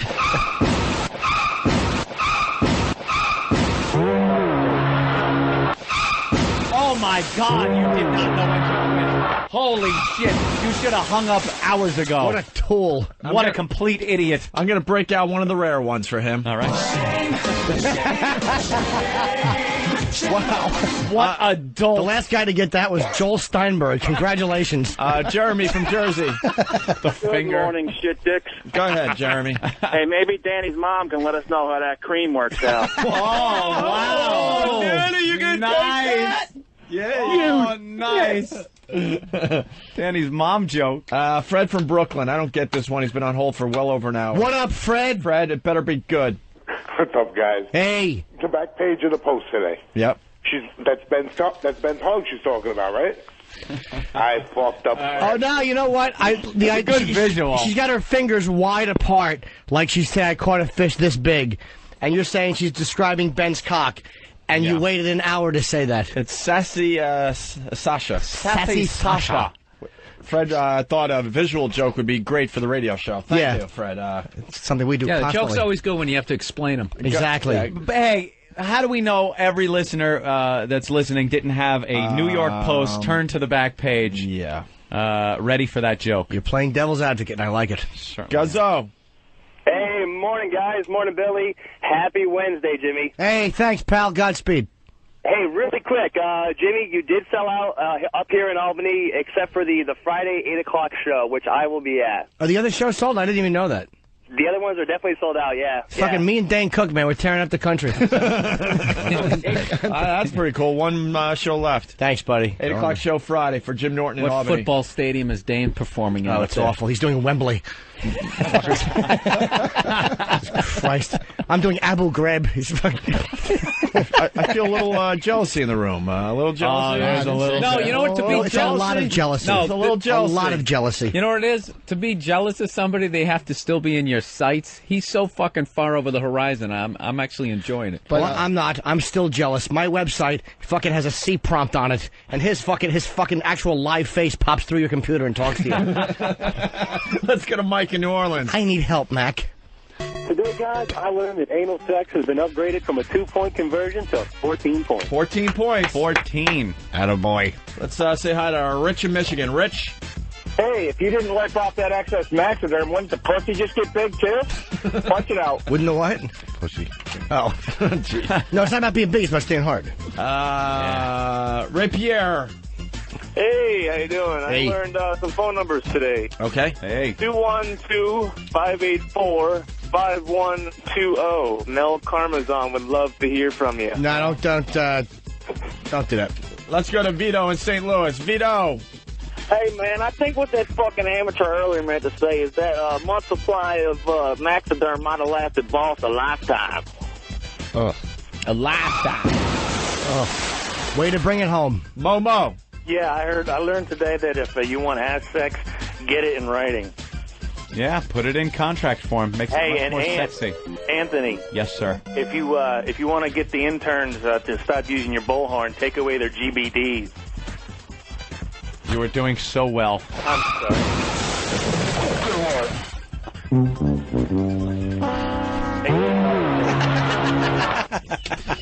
What is that a sound effect from? It's from the whammy from Press Your Luck. Remember?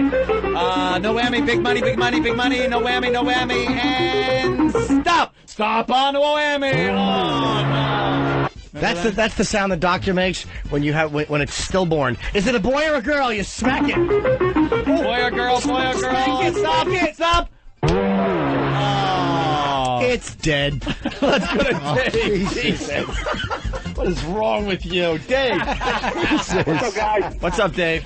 Here's what I learned. I learned a new way to cure athlete's foot. All right. Shut up, Bernard.